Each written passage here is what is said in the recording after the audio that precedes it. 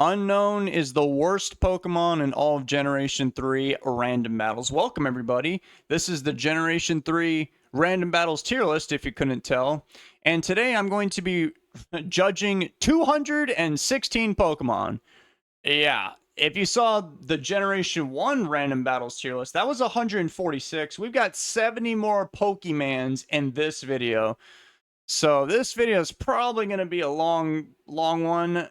But I'm going to try and keep the descriptions as brief as I can with each Pokemon to give you a pretty good clarification as to why I graded them where they are. And we've got 7 tiers from F all the way to S+.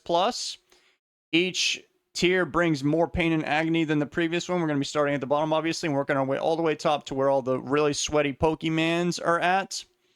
This video it took a lot of effort. So if you liked it, please show some support by doing something. I don't know what you can do, but do something to show some support. So let's get right into this because it's going to take probably forever, probably like 10 hours. So the first Pokemon is Unknown. I wasn't joking, by the way. It really is the worst one of all. Unknown is limited to having only one move, which is literally Hidden Power. And in random battles, you only get Hidden Power Psychic, Bug, or Fighting.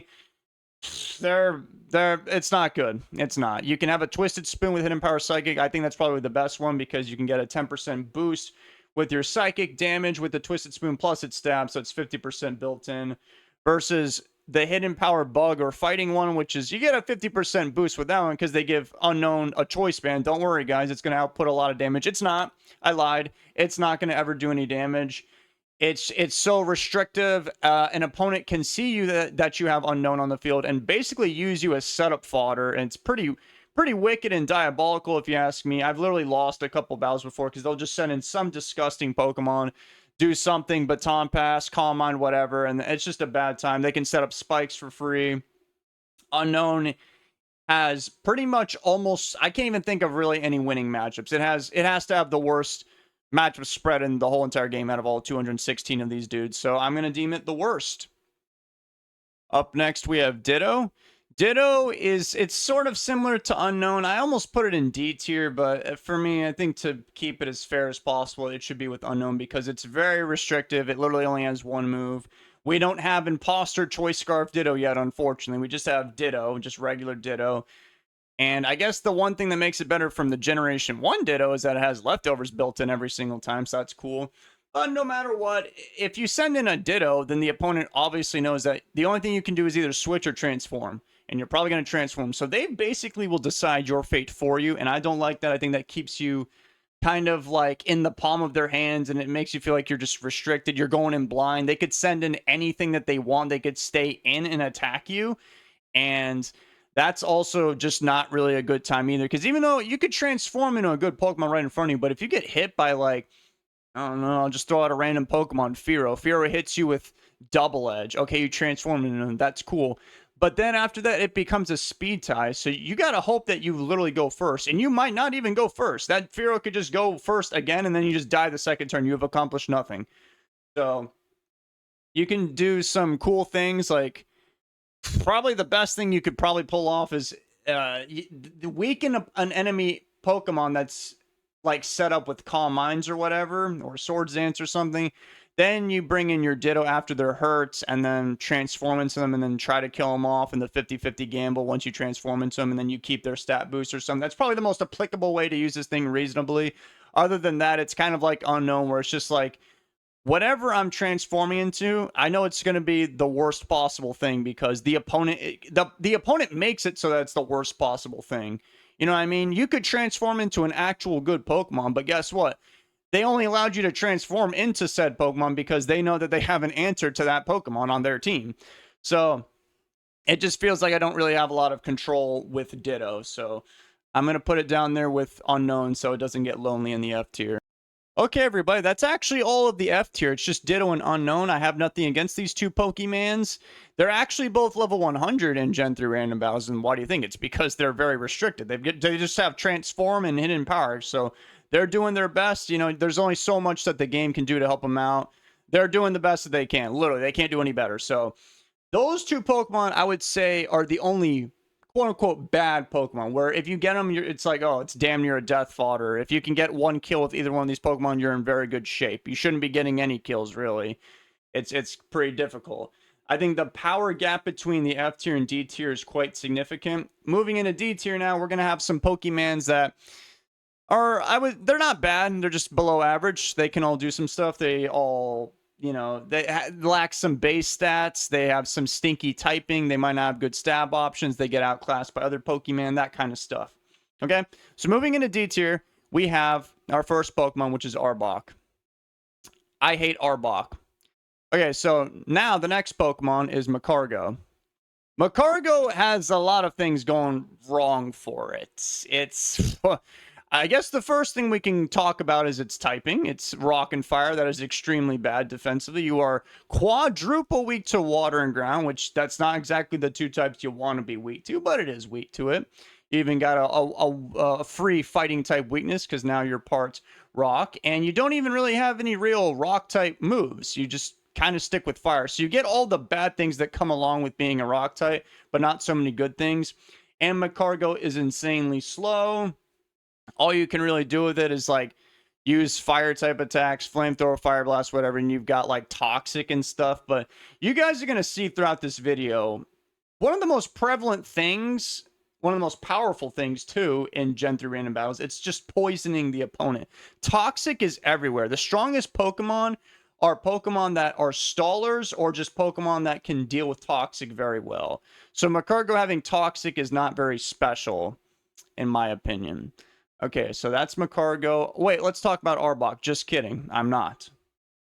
Up next, we have Seviper. Seviper, I was not comfortable putting Seviper side by side with Arbok, so I used Magcargo to keep Seviper from looking at that thing all day. Seviper is just another poison snake thing, just like Arbok, but it's an upgrade because, well, anything is an upgrade from Arbok. Congratulations. So Seviper's thing is it's just a poisonous snake thing, and all it really does in random battles is it just does like ideally super effective damage. It just has 4 different types of attacks, and that's kind of it. It'll have like Sludge Bomb, which is its only stab, and then like Earthquake, Fire, whatever, Hidden Power Grass, stuff like that.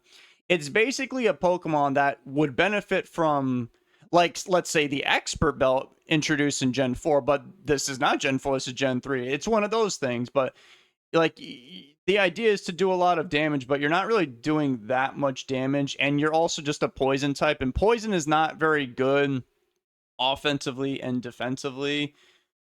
I mean, technically it got better in Gen 6 when the fairy type was introduced. Well, I don't see any fairy types in this generation, so you just having access to Sludge Bomb is nothing too remarkable. I can actually think of another Pokemon that shall not be named that can kind of do that as well. But Seviper is better than whatever Pokemon that I was hypothetically thinking of just now, because it has access to these different types of, type coverage. Type coverage is cool. But Seviper is not really fast. It has leftovers, I guess. The other Pokemon that Seviper is hypothetically close to, that one can have a choice band, which you think would be pretty cool. But choice banded Pokemon in Gen 3 random battles, it's very hit or miss. It's either like, oh dear God, I have a choice band, kind of like Unknown, or it's like, oh yes, I have a choice band. But usually, in my opinion, I'm not the biggest fan of the choice band. So it's nice to have flexibility, but you're not really fast, and you're not going to be sweeping through the whole team. You're just kind of there to just do some damage and hopefully get a kill. And that's kind of it for Seviper. Up next is Torkoal. Torkoal is basically just a slight upgrade from Magcargo, like how Seviper is a slight upgrade from a Pokemon that shall not be mentioned.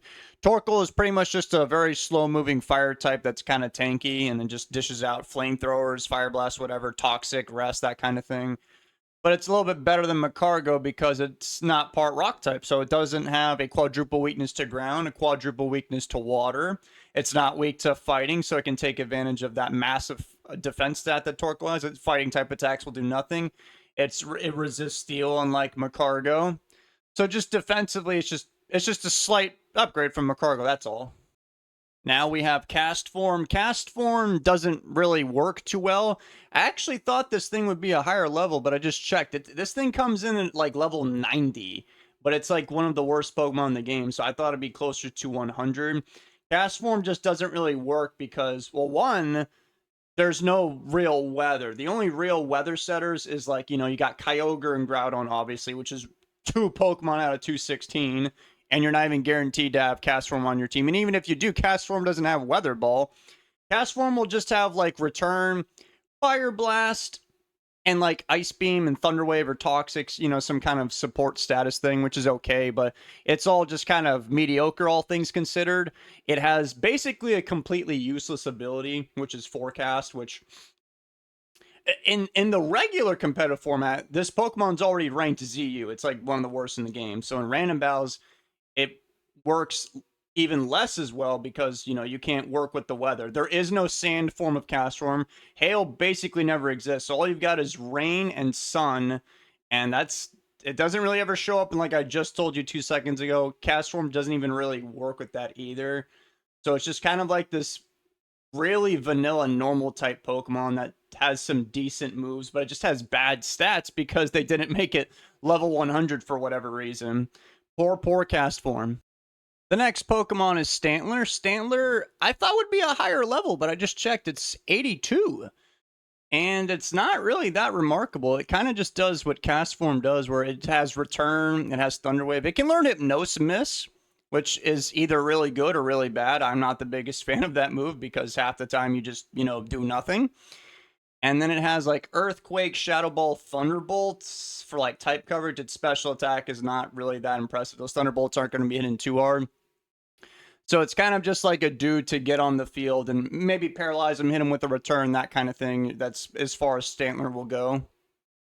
I must unfortunately talk about Aggron next, which is very disappointing because Aggron should be like S tier, but man, Game Freak did this guy dirty. Like this thing, it literally looks just like a pseudo legendary. It looks like it's Tyranitar's cousin or something, but I don't know. They didn't want Aggron to be cool despite having one of the best designs easily in Generation 3. So I must unfortunately talk about Aggron, and I'm going to throw it in D tier. Aggron doesn't really have much going for it. Its stats aren't really that remarkable. It's level 85. I think it should be higher. And it has like Thunder Wave, like some of these guys right here, and it has Rock Slides. I would say that's a big plus. You can Paraflinch people to death, and then it's a list of accomplishments kind of stop right there. It has like Iron Tail, which can miss because there's no real good Steel type attacks at this point in time. It has Double Edge with Rockhead, which is useful, but like after the stab, Rock Slide's doing almost as much as Double Edge, and you're better off trying to Paraflinch people.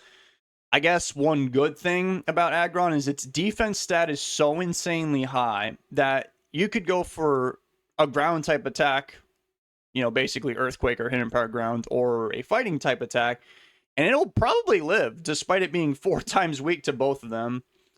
And then it's, you know, it's got a weakness to water, and then its special defense is not very good, and it's slow. Oh, God. The dude needed to be a pseudo legendary for sure. Their base stat total is 530. To be pseudo legendary, you need 600. This guy deserves 70 more stat points. That's just my opinion. I am sorry, Aggron. You deserved much better in this world. Now we're doing Masquerain. Masquerain has a pretty straightforward set. It's a pretty high level 96. It's got Intimidate, nice ability, but it's got Hydro Miss, which I'm not the biggest fan of. Ice Beam. Those two attacks together are actually pretty good offensively, but Masquerain stats are a bit lackluster. And it doesn't have anything stab. It has Stun Spore, but once again, an inaccurate move. And then it has like Toxic Sub. That's kind of, you know, a million Pokemon get Toxic anyway. So it can be okay, but I just don't really like the inaccuracy that comes along with it. Plus, it's a bug flying type, which is not very good defensively. Hitmonchan, if it has bulk up, I would probably throw it in like B tier or somewhere around that ballpark, but Hitmonchan can get like 8 different moves, and I think it's only really good when it has bulk up. Other than that, it's kind of lackluster. It gets Mach Punch, which is a nice priority.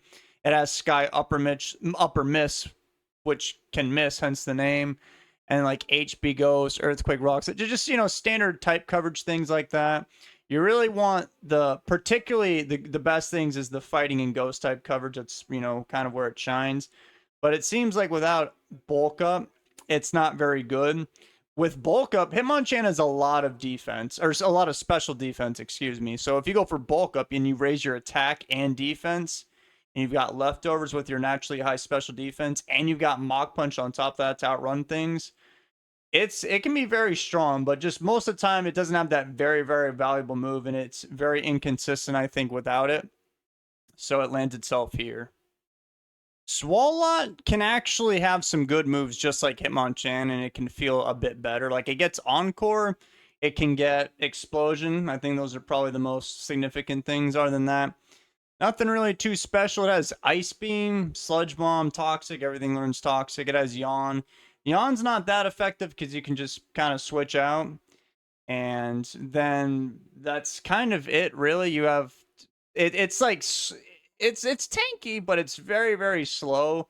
See, at least with Muck, you can have like Curse and you can set up on people and stuff. Swalot doesn't really do much damage. It's not really an imposing threat, but it does have those good utility things like Encore, and Explosion's nice too. It's just that I think Swalot gets like 10 moves, which is even more than Hitmonchan. So the odds of getting some good moves, it's kind of against you. So it's a bit inconsistent. So I'm going to put it in D. Now we've got Relicanth. Relicanth is a rock and water type Pokemon, and it doesn't actually get any water moves in random battles. Your only attacks will be like Double Edge, Earthquake, and Rock Slide, which I guess is all right. And you've got Rock Head, so you don't take any damage from Double Edge. It can actually also get Hidden Power Flying, which I don't think is very good. I get why, grass types, but you're not going to be beating grass types anyway. Hidden Power Flying is not going to help with that. So it's a very slow moving thing, and it can have a choice band to kind of help out that damage output. But if you want a choice band in Pokemon that just does a bunch of damage, you're better off. Like, if it's going to be slow, I would rather just have like Ursaring, just give me a lot of stab return damage or something. I don't think it's very good with Relicanth that is going to go for Rock Slide. You can't even really flinch anybody with it either because you're so slow to begin with. And then you have like Rest, Sleep, Talk, which a bunch of other Pokemon also get. But Relicanth, it usually doesn't really stick around too long defensively because Rock and Water is not that good of a defensive combination. It has a lot of defense, so it can stop like Pokemon that only have normal type attacks, and that's kind of the most I've seen out of it defensively speaking. Other than that, not really the best typing, not really good moves for its stab. Doesn't even have water, so a bit below average, I think. I would say Flareon is the weakest of all the evolutions. Its only stab is obviously fire. It's got a decent base special attack, but Flareon's attack is very high. So what they'll do is you got two sets that you'll get with Flareon. You'll either have the choice banded one or the leftovers one with like Wish, Protect, Toxic, that kind of stuff. That's the good one, obviously, because that's usually just good in general. If that was the only set Flareon got, it would be a lot higher on this tier list. But that choice banded set, you would think it'd be decent. It's not. It's got like Hidden Power Rock and like Double Edge, Iron Tail and stuff. These moves don't. It just doesn't really work out at all, especially like Iron Tail. Like, you're just going to be missing that anyway. They're not very intuitive. None of them are stab, obviously, because only fire type moves are only special. So it's very, very awkward. And then if you get that banded one, it's Flareon's like slow to begin with, and it can't even take advantage of these physical attacks anyway. So yeah, that set right there kind of knocks some points off of Flareon. Feraligatr kind of reminds me of Flareon, where it's just a mono water type, so its only stab is water, which is special. But Feraligatr's special attack is pretty bad. Its physical attack is actually really high, and it gets good moves like Earthquake and Rock Slide and Hidden Power Flying for coverage. But I've just seen this in practice. It doesn't really work. Feraligatr will either have like a Choice Band or a Slack Berry, with Swords Dance, which is nice, but it's very hard to fall into that range. And the only water move I swear this thing gets is Hydro Mist, which isn't even that good to begin with, even if you get the Torrent boost, Slack Berry, and all that going. So it's very awkward to handle. Whether it's the Slack Berry Swords Dance one where you're praying that you can survive and get lucky and get a speed boost and maybe tear through the team, which is a bit of a gamble. You got to fall perfectly in that 25% health range, which oftentimes doesn't happen. Or you just get the Choice Banded one.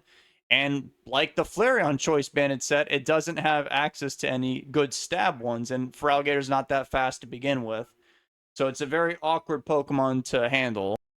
Whiscash is kind of like a whatever water type Pokemon. The best thing about Whiscash is its typing. Water and ground is just phenomenal typing. It's actually just one of the best types in general in Pokemon history. Very good defensively and offensively. However, Wishcash, well, Wishcash's ability is Oblivious, which is practically completely useless. So you're out of a whole useful asset right there. And then its moves and stats aren't even that remarkable. It's level 83. I thought it would be higher. It's not. It can have one set where it doesn't even have a water move. It'll have like Earthquake, Ice Beam, and then Toxic Protect. The other set's probably a bit better. It has like Rest, Sleep Talk, shenanigans like what we talked about with Relicanth a moment ago. Toxic Protect, whatever stuff like that. It's slow moving, has basically no ability, doesn't really hit hard at all, and yeah, there's Quagsire and Swampert out there too, but I think they're considerably better for reasons that I'll get to later on.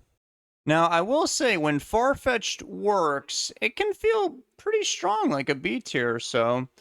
But Farfetch'd, okay, so it literally will always have the same exact moveset every single time, which is good because you know what you're getting yourselves into, but it's bad because the opponent knows what you're going to do. And the moveset every single time is Agility, Swords Dance, Baton Pass, and Return. So it's basically just a setup Pokemon. It's level 99, right? But Farfetch'd is still just really bad, so the stats don't really help it out too much, and you can get walled by, a Ghost, Rock, or Steel type. So you basically need to try and set up and pass this to something else, but it oftentimes doesn't go very well if you can even survive. And Farfetch'd has a stick, so that could sometimes incentivize you to try and attack because you have like a 25% crit ratio.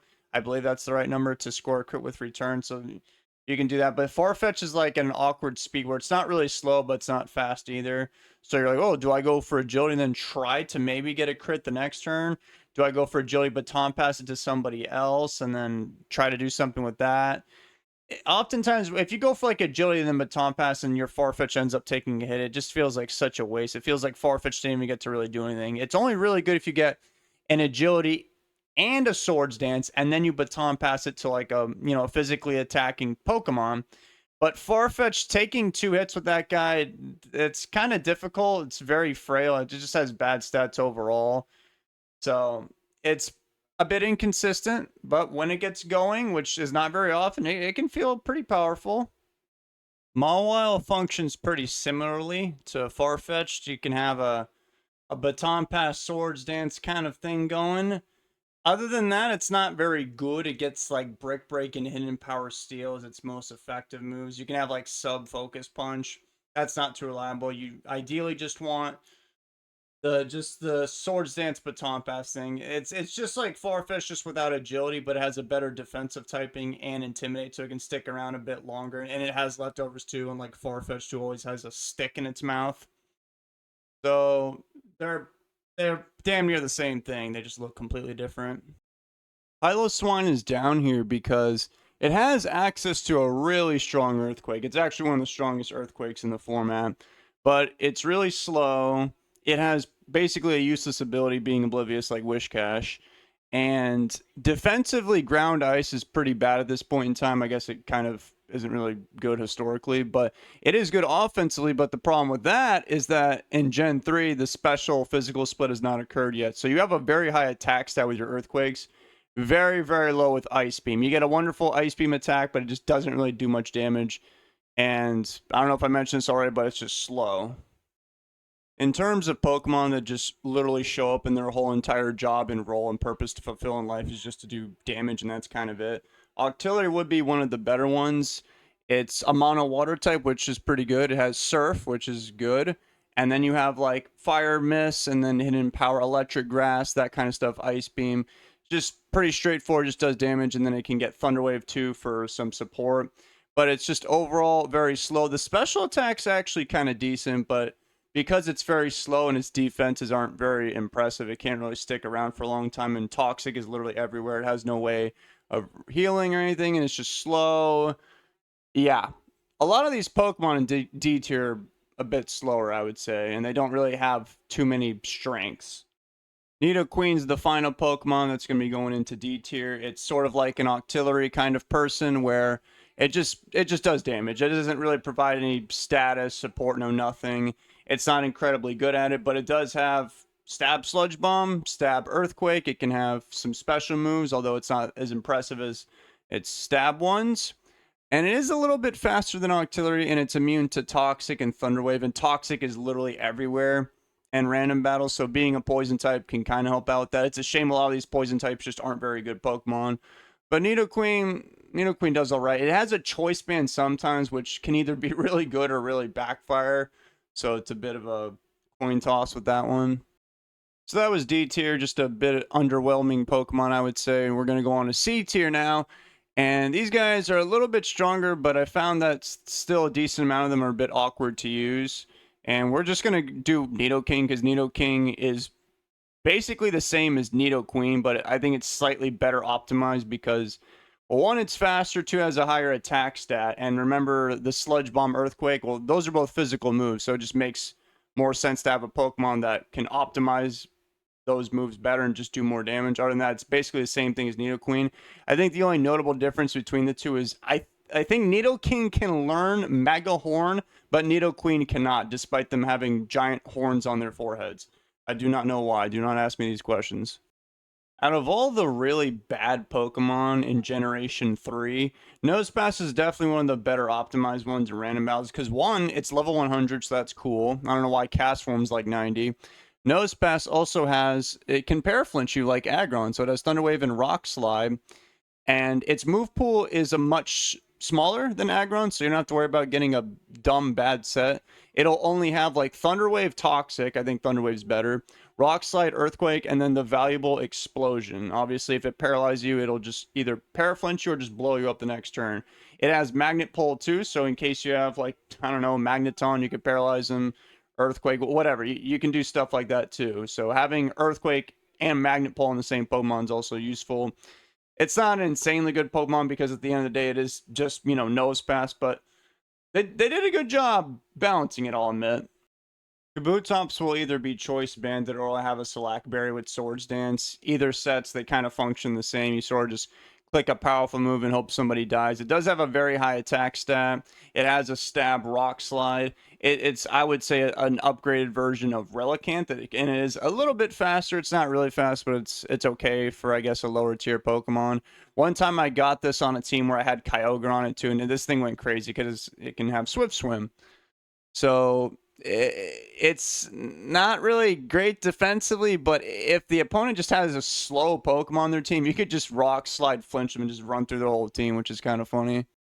Armaldo functions almost the same as Kabutops. The difference is, well, one, it's slower, two, it's Rock Bug, but I prefer Armaldo because it has a higher attack stat. This thing is basically almost always banded, and it also has Earthquake and a Stab Hidden Power Bug. So you got Earthquake, HP Bug, Rock Slide that hits even harder than Kabutops. I'd rather just take that and just do my damage and then, get KO'd momentarily afterwards.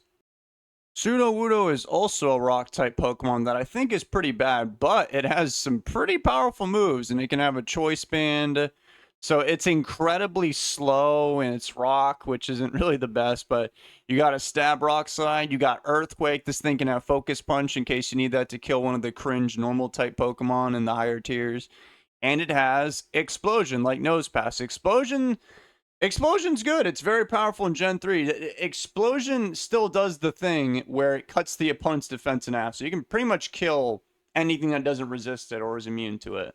So that's kind of what keeps Sudowoodo afloat, is it can just kind of kill something like Armaldo or blow them up or whatever.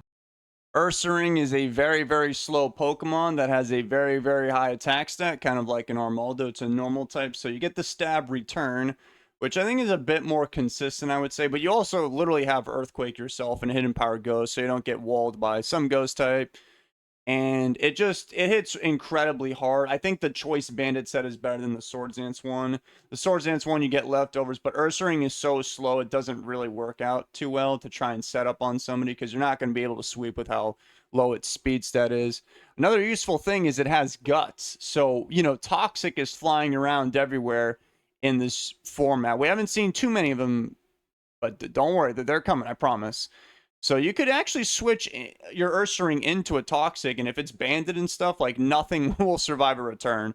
So that's pretty cool. But even then, you probably won't be sweeping through because, like I said, it's just a slow Pokemon. It's not very tanky either. Furret is pretty similar to Ursaring, I think. The main difference is Furret is a lot faster, but it's a lot weaker than Ursaring. You also don't have the Guts ability. You have Keen Eye, which is basically useless, but you have Double Edge, Return. You have Shadow Ball, which is actually better than Ursaring's HP Ghost. You have Trick sometimes, so you can give them a choice band. Sometimes Furret will have a Lychee Berry with Reversal. It's a bit more versatile. I think I just prefer Furret just because it's a little bit faster. Camerupt is one of the Pokemon that we've been kind of seeing so far in C tier, where it is incredibly slow, but this thing can do a lot of damage. You got Earthquake Stab, Fire Mist, which is Stab, and it gets Explosion. So it can definitely kill a lot of things in the game, but you know, it's very, very slow. It's even 4 times weak to water. There's a lot of water types out there. Like even for alligators, Hydro Miss, I think would probably kill that thing. So, and then it's weak to, ground and stuff. And I don't like missing Fire Miss all that much either. Sea King functions as a swift swim sweeper.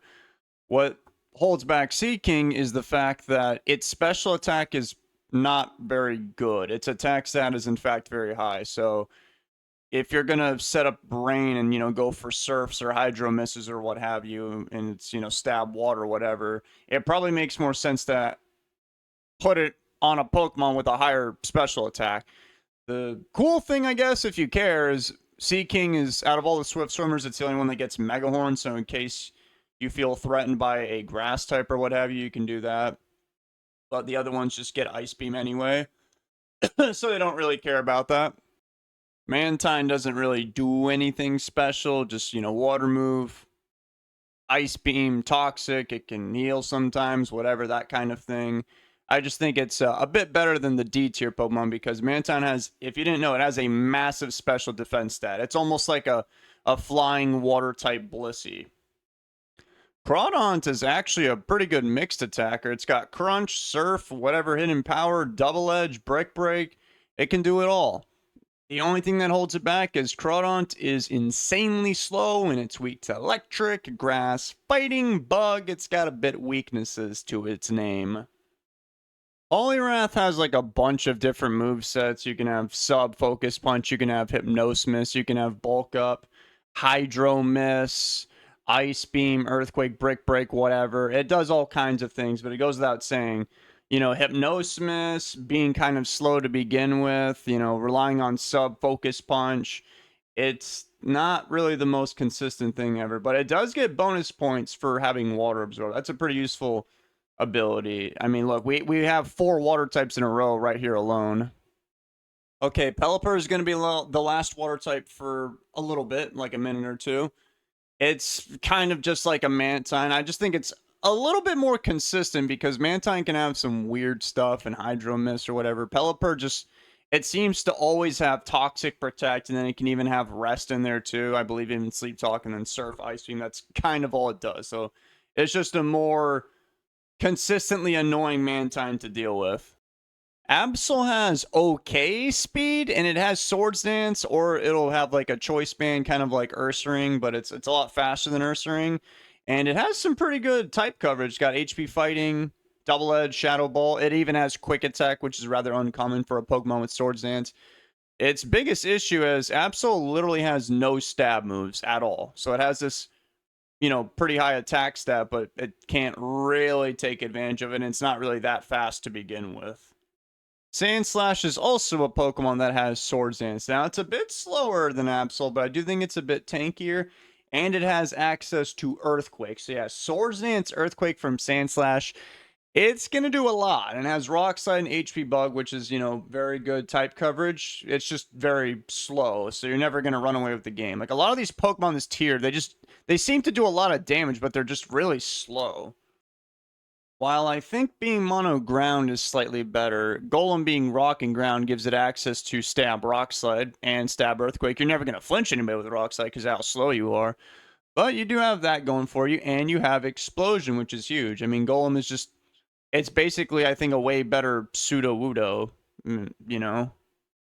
I actually kind of like Muck. It can have primarily 2 sets where one just kind of just does damage, kind of like a lot of the Pokemon in D tier.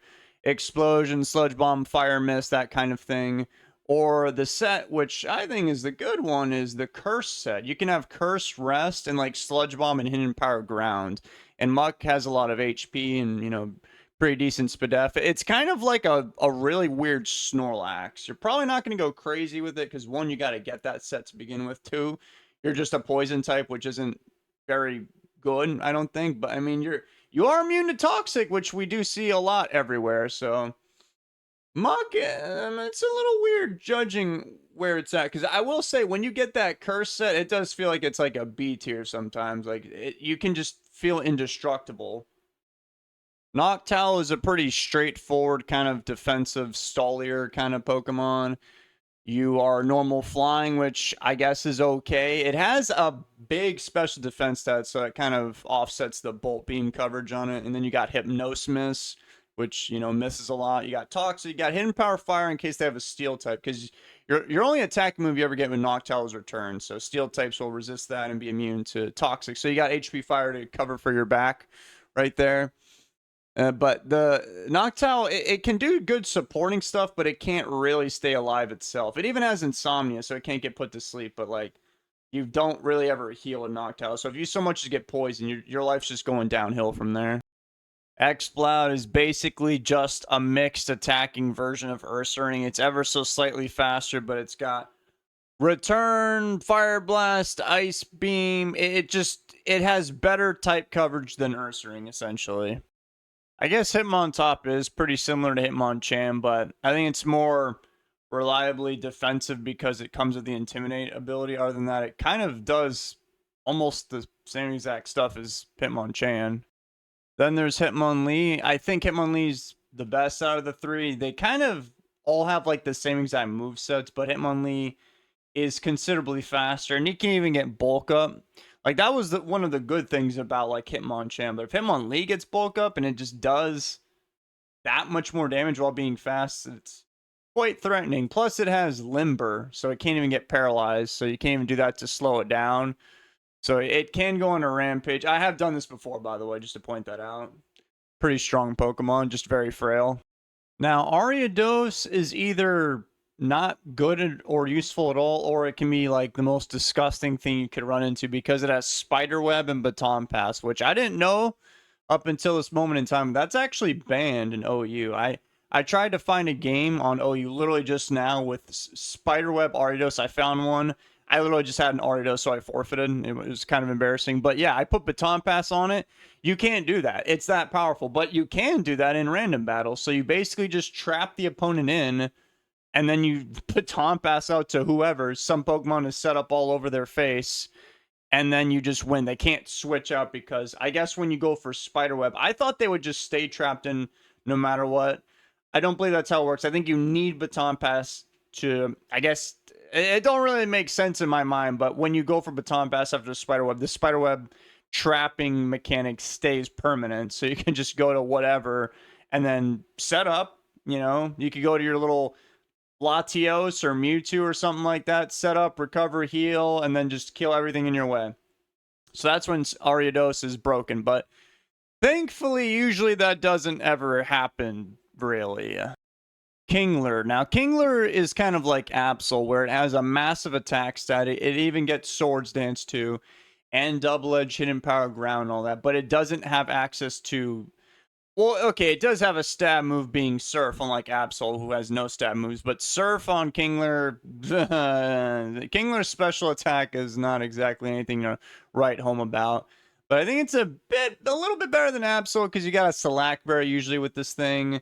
So, if you're lucky and you fall into that range, because Kingler does also usefully enough have a very high defense stat. So if you're fighting like a physical attacker, you could go for Swords Dance on them, and then you could, presumably live the hit. Your Slackberry goes off, then you can potentially start killing a lot of things. It kind of depends because, Double Edge will kind of knock yourself out.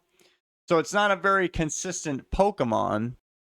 Tropius can have its moments where it feels like it's indestructible, but one, it's very slow. Two, it's offensively not too strong. It's got Hidden Power Flying as its stab, and then Earthquake. That's really the only things that it gets. It doesn't even really get any grass moves. You can have like Leech Seed and Synthesis and that kind of thing. So you can kind of stall them and also Swords Dance up and kind of do some damage, but you're susceptible to poison. Grass Flying is not very, it's not that good offensively or defensively. I will say his Pokemon's design is really good, but from a competitive standpoint, it's not really too remarkable. Although another thing to keep in mind is this thing is level 95, which is quite a high level. So sometimes it can feel like a B tier Pokemon or even stronger if you don't have the tools to take it down.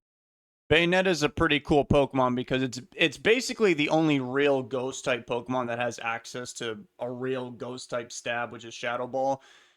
Bayonet has a very high physical attack stat. That's what makes it so abnormal. So it'll have Shadow Ball, HP Fighting, and like Double Edge. And it even comes with like utility, such as Knockoff and Willow Miss, which it's, well, first of all, it's three times out of four it'll connect. One time out of four, you're gonna be sad. And Bayonet, it's strong, but when I'm looking at a really strong banded Pokemon, I prefer things that are like really fast, and its speed is like kind of the middle of the pack. And you get a Salackberry too, but even with that thing, if you can even get it to proc, it's not really that imposing. Girafarig was kind of a weird one to rank because Girafarig can learn a lot of different moves. Like it has like one of the biggest move pools I've seen from all the Pokemon in Gen 3 random battles. But I personally prefer just having the Calm Mind one. It's pretty straightforward. Calm Mind, Psychic, Hidden Power, whatever. You could have Thunderbolt perhaps. But it also gets status moves like Thunder Wave and Toxic. It can have Rest. It has Early Bird, so that's very good with Rest. Substitute. I think Earthquake, Return, Double. It gets a lot of things. Shadow Ball. So it's almost, it kind of inhibits its placing on its tier list because I don't know what kind of Girafarig you're going to get or I'm going to get or whatever. So I don't know if this one's going to be that useful. But it can be. It's very, very versatile. I guess the best thing about Girafarig is you don't know what that thing's going to do when it hits the field.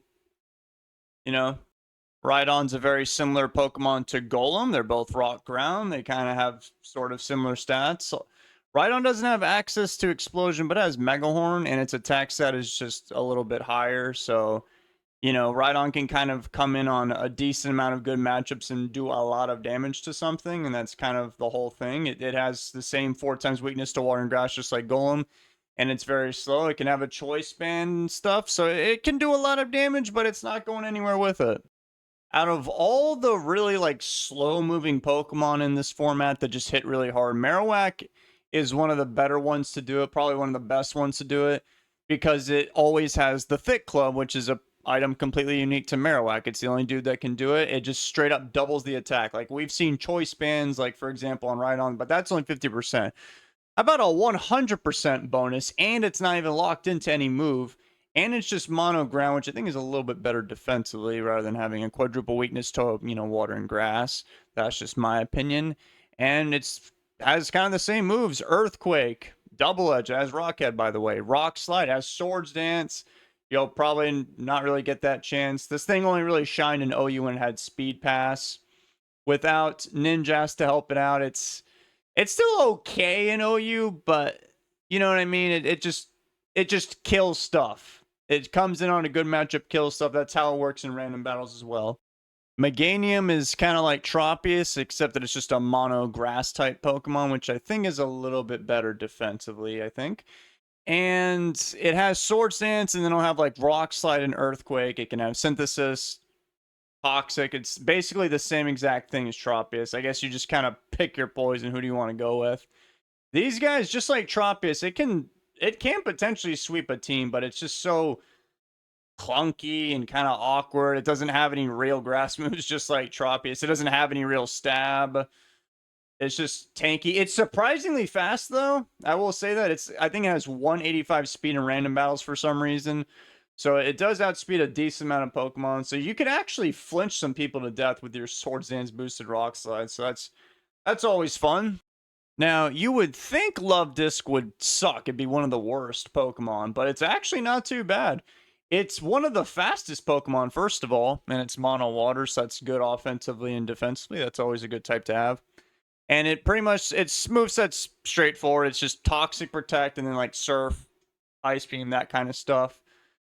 But if you're up against a Pokemon that it doesn't have a way to, take care of the poison or heal or whatever, you can easily just, poison them, go for protect, right? You can live a hit, and then you can probably live another hit because you have good defensive typing, go for surf, protect again, that kind of stuff. It's surprisingly good. Don't be fooled. Like this Pokemon, and it's like a level 100 or 99 or something like that. So that also kind of keeps it afloat on like, cast form. I don't know why cast form's level 90. Apom is another Pokemon you would think would probably suck, but it doesn't. It's about low 90s in terms of its actual level, and it has like Thunder Wave. It can have Sub, Baton Pass, Return. That's usually the button you'll be attacking with. It can even have like Focus Punch and stuff like that. And it's fast. It's fast. It has like, I think, 208 speed off my old head right now. So it has a way of, when it hits the field, you don't think it's going to provide much, but it does. It can even have a choice band, which hits surprisingly hard, coupled with its pretty good speed.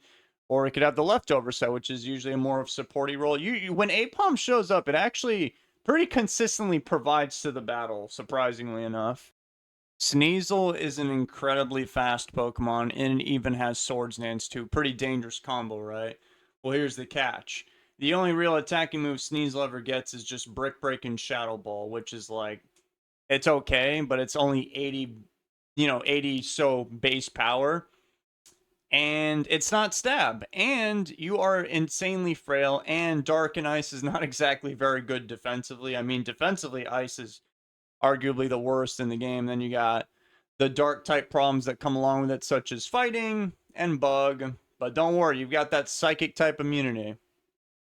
Next, I'm going to be talking about Machamp and Hariyama at the same time because they pretty much do the same thing. The major difference is Hariyama's got a lot more HP. Machamp kind of hits a bit harder and is a bit stronger. But they've got leftovers. They could have a choice band. They've got like Cross Chop, Hidden Power Ghost, Rock Slide, Earthquake. Well, Machamp gets Earthquake. I don't think Hariyama does. And they both even get Rest and Sleep Talk, and they both have Guts. So they pretty much do functionally the same thing, but they're not the most consistent Pokemon because they're both very slow. They're both, fighting types, which is not insanely good defensively because some of the best Pokemon in the format are just Psychic types. So they're slow, they're weak to Psychic. Even if they get that Guts boosted going and they go for Sleep Talks, you might not even be getting the correct move that you need to KO the opponent. So you can be kind of a sitting duck. You can miss Rock Slide, you can miss Cross Chop. Definitely, specifically Cross Chop. That's an 80 accuracy move, which is basically like 50 accuracy. Donphan is sort of similar to Hariyama and Machamp. It's very slow. It's a bit tanky, especially on the defensive side. It's got Earthquake, Rock Slide, and it can even have Rest and Sleep Talk too. It doesn't have the Guts, but you got that Stab, Earthquake, very reliable. You didn't got to worry about missing, but kind of the same issues as Machamp and Hariyama, where it's just kind of slow. It's just like I said earlier, there's a lot of slow moving Pokemon in Seeds here that can hit really hard, but they're never going to be able to like really threaten a whole entire team by themselves usually. Kecleon will do one of two things. It's either going to have a choice spin, it can hit fairly hard and have tricks so you can ruin some kind of stall wall on the other team, or just has leftovers. And it's going to have like support moves and then it's kind of the same attacking moves. And Kecleon has a very, very high special defense set. It's actually one of the highest in the game. So you can kind of soak up hits and kind of just be a present and provide something to the battle, sort of like Apom, like I talked about a moment ago. Now, Scizor is a pretty awkward to use Pokemon. It doesn't have like all the wonderful tools that it has in future generations, like Technician, for example. It doesn't even really use the Choice Band either in random battles. It just has leftovers. So it'll have like Swords, Dance, Agility, Baton Pass, which can be really good, but it's too slow, and even with an attack boost, it just has like Steel Wing and Silver Wind, which are like really weak moves, and Steel Wing's not even 100% accurate. But I will say one time, I have been swept before by a Scizor. If you get lucky enough, you can completely destroy the opponent because all you need is either one Swords Dance or one Agility, and then you need an Omni Boost from Silver Wind. With that, Scizors, it becomes so hard to kill because Bug and Steel is very, very good defensively. It's even good offensively, despite you not really having any good moves for that in this gen. But you can. It happened to me. I got destroyed by a Scizor. It could happen to you too. The one saving grace that Parasect had in Gen 1 is that it had Spore, which never misses, and getting put to sleep in Generation 1 is like a death sentence. That got heavily nerfed. In Gen 3, you can only stay asleep for up to 4 turns. So that's, I mean, it's still good to have, but the power levels have increased quite a bit, and there's a lot more variety out there. Then you've got Stun Spore, which could miss. Now you have Hidden Power Bug, which is not incredibly good, but it is something for Parasect to take advantage of. It's pretty decent attack stat as well as return, but the main thing you want Parasect for is just to put people to sleep. But even that's not incredibly good as it used to be because, well, they made Parasect better, but they made Sleep worse. So Parasect still finds itself kind of in the lower half of the bunch. Wobbuffet. Wobbuffet was a very, very difficult one to rank because this guy seems all over the place. This dude is either completely useless or it's the most annoying thing in the game. It's so inconsistent that I think this is a pretty fair spot to put it in. Wobbuffet, it's pretty straightforward. It is such a broken Pokemon, but it doesn't necessarily mean it's going to be a good Pokemon. It just has leftovers and reflects damage back at you. That's kind of it. And it has Encore, which it's a very good trolling move.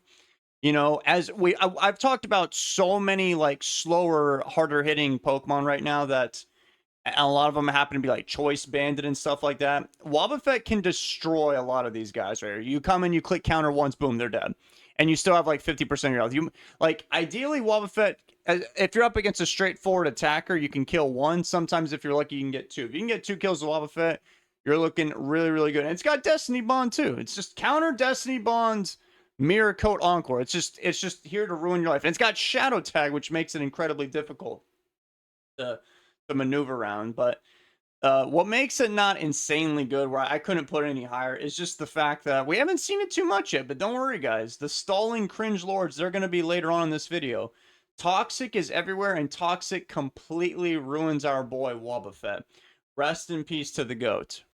Okay, moving forward now, we are entering B tier. I had to put Wobbuffet at the top of something, so it's going to be top of C tier. B tier, moving on, we're going to have some... I would say all these Pokemon are fairly consistent. You see them show up, it's probably going to do something. It's not very inconsistent as some of these other guys. The first one will be Granbull. This one is very similar to like Ursaring, where it's a very slow-moving, hard-hitting, normal-type Pokemon, but what sets Granbull apart from that is, well, 1, it has Intimidate, and 2, it actually can also have Heal Bell and Thunder Wave. Heal Bell is a very good move in Generation 3 Random Battles because of all the status that is running around. Gen 3 Random Battles, I've noticed, the stronger Pokemon tend to move the game at a much slower pace, with particularly like Toxic and Healing, and then Heal Bell, Rest, that kind of stuff. So having somebody to cure all the Toxic cringe on your team is useful, like Granbull. Now we have Weezing, which is another, I would say, pretty good bulky support kind of dude. It's very slow. It's poison type, so it's immune to all the Toxic cringe that we're going to be seeing a lot moving forward. And it has Levitate, so all those Earthquakes are going to be doing 0 to Weezing. It's got decent defense, and it's got some good moves. It's got Explosion, which I already talked about earlier. It's a good one. Sludge Bomb, Fire Blast to cover for those Steel types.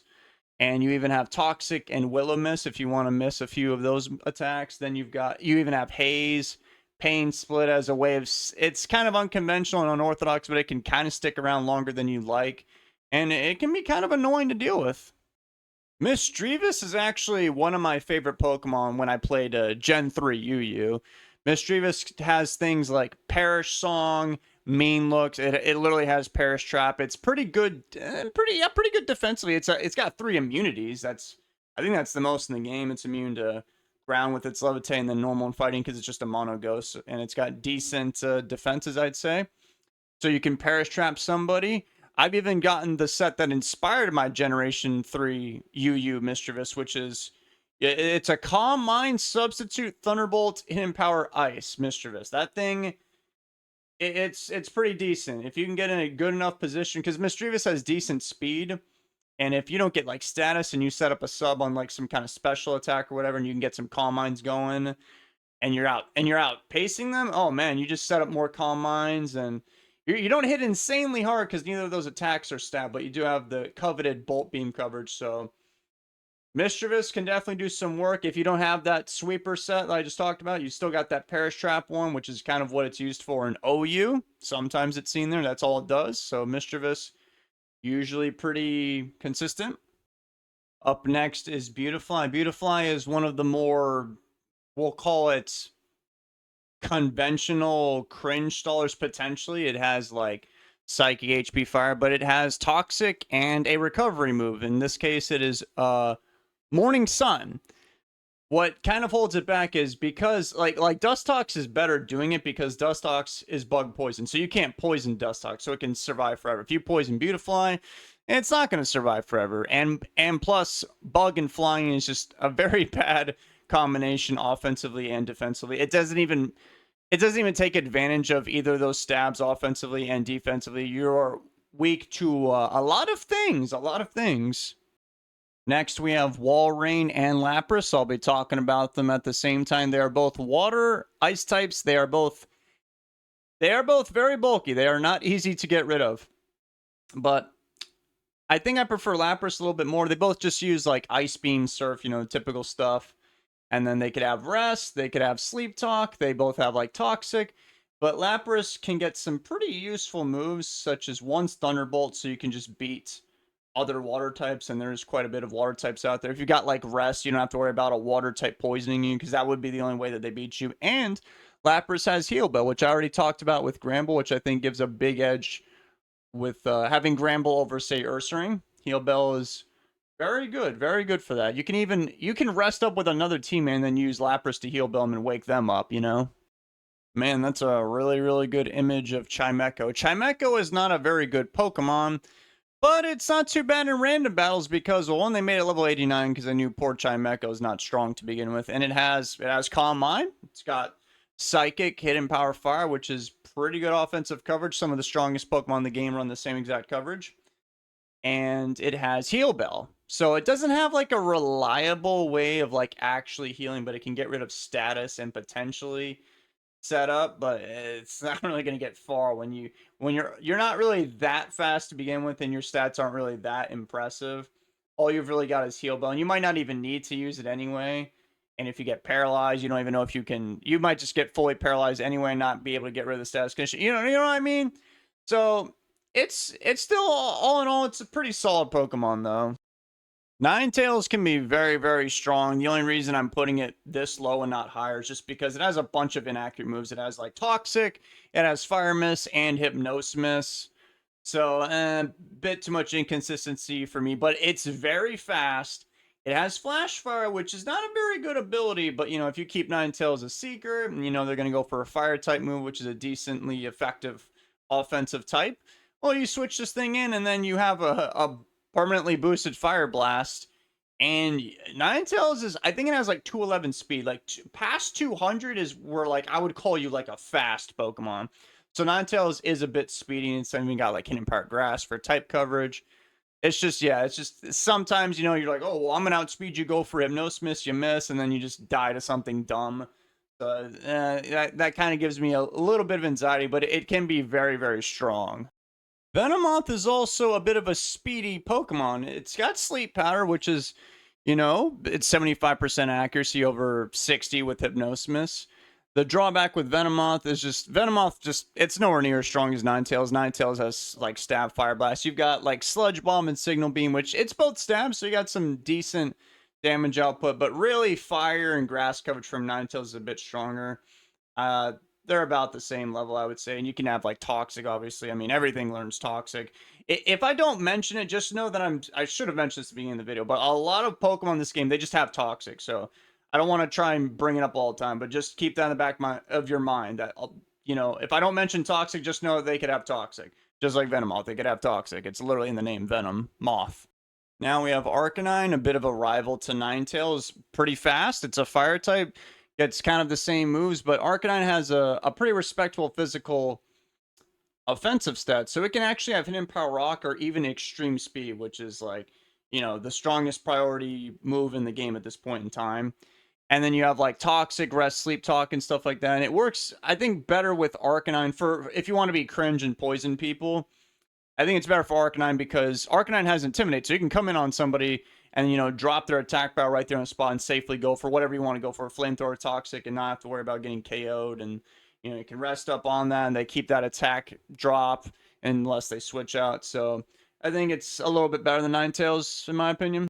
Now we've got Metagross. You would probably think it'd be a lot higher because it's one of the kings of OU, but because it's a king in OU, as you'll see with some other members from Overused, it gets nerfed quite a bit. It's only level 73 in random battles, and it's very, very slow. It's kind of like a lot of the Pokemon I talked about in C tier, but I'm just keeping it ahead of those guys because it has like Explosion, and it has like very strong physical attacking moves still, like Meteor Mash, Earthquake. We all know this. We've seen a million OU battles, and Explosion. I don't know if I just said that. And it carries agility too, or it can carry agility. It's just like a standard OU thing. It's either going to have leftovers and agility and some other attacks, or just a choice band. So it actually functions more like these Pokemon in C tier than all the other strong guys up there. And Metagross also has a lot more help in OU with a constant Sandstorm chipping down the opponent and stuff like that. It doesn't always have Tyranitar with it in random battles, so it's not quite as strong here.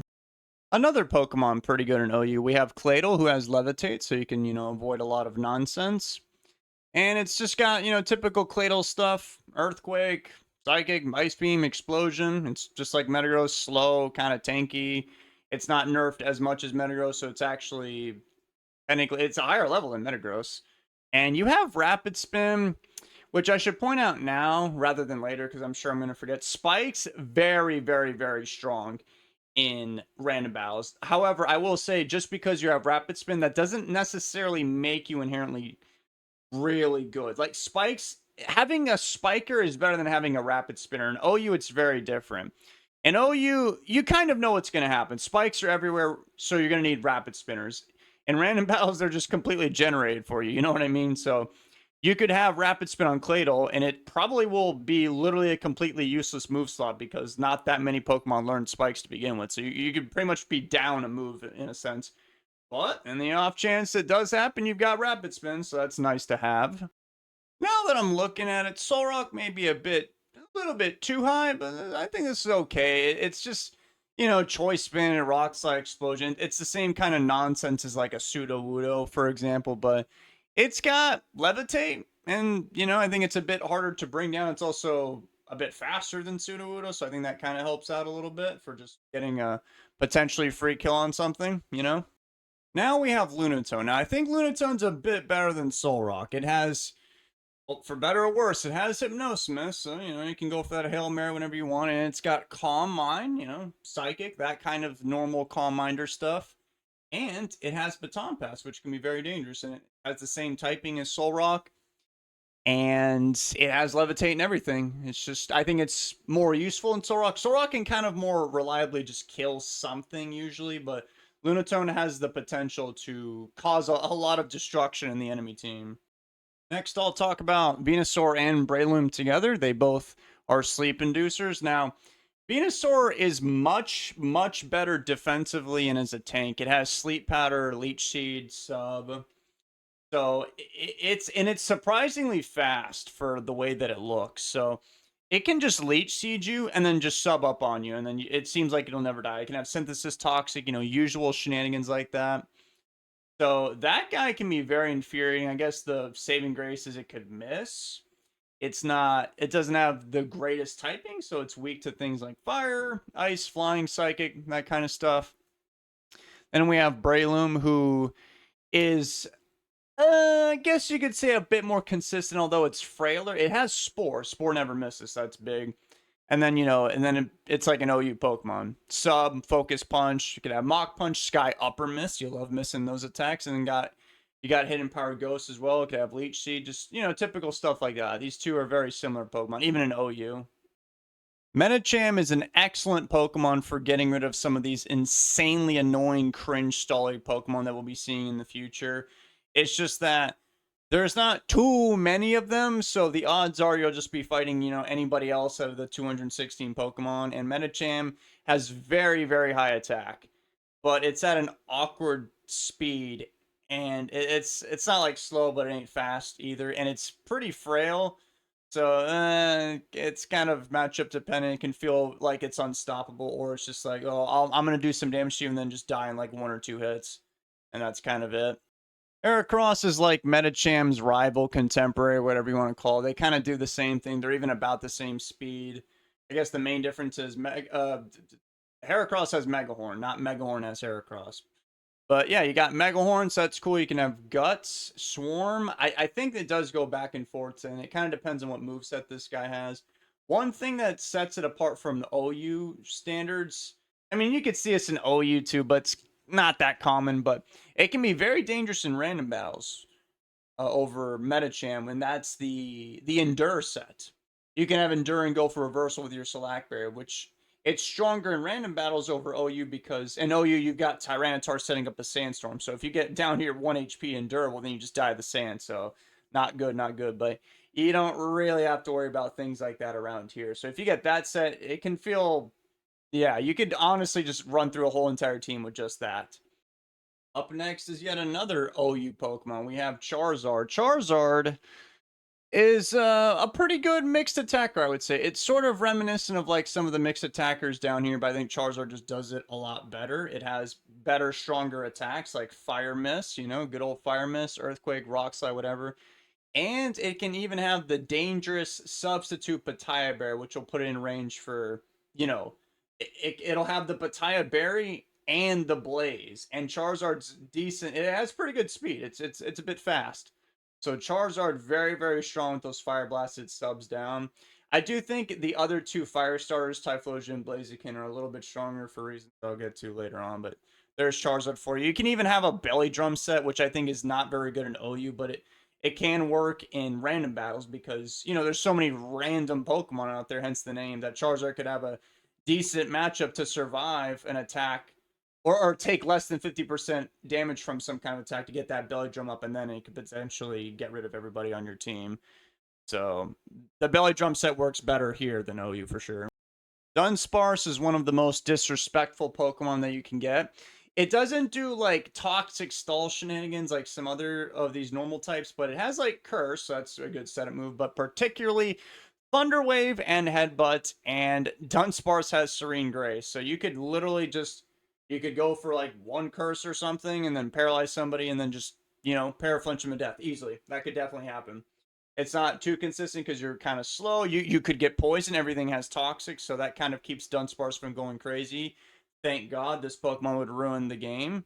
It's basically the original Jirachi if you think about it. Victory Bell, I think, can be a menace to society if it gets the Sunny Day set, which it doesn't always do. Like, I swear, I tend to get the Swords Dance, Hidden Power Ground, like Sludge Bomb, the physical attacking variant. I think it's just better to just have Sunny Day, Chlorophyll, Hidden Power Fire, Sleep Powder, whatever, like the other Sunny Day abusers.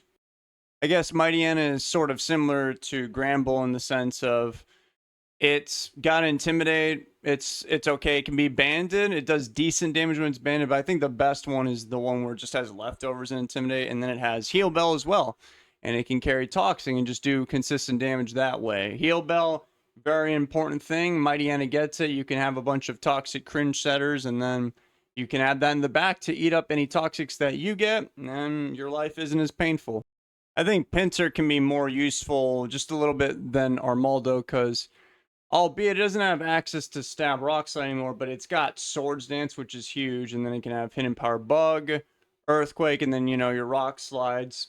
Or it can just come out the gate swinging as a choice banded Pokemon like Armaldo, but I think Pinsir does it just better because Pinsir isn't insanely slow like Armaldo, so you can get up a Swords Dance and then outrun a decent amount of Pokemon. And Pinsir's attack is insanely high and it has hyper cutter, so you can't intimidate it and slow it down. So if it gets going, it can do a lot of damage. Okay, up next we have our water type Pokemon trope in no particular order. I'll be talking about Lantern first. Lantern is like Wishcash, where it's like it's got, I would say, pretty good typing, water and electric. I don't think it's as good as water and ground, but it's close. And it's got, you know, Volt Absorb, so it's kind of like a weird Quagsire in a way, and Thunderbolts and Surf, pretty good stab options. And then it just has like Toxic, rest, sleep, talk, whatever, just like Wishcash. So it functions like that, but it actually has, you know, good moves to complement the stab, and it's slow and bulky too. Tentacruel is a pretty speedy water type Pokemon, and it has an unusually high special defense stat that I think a lot of people aren't even aware of.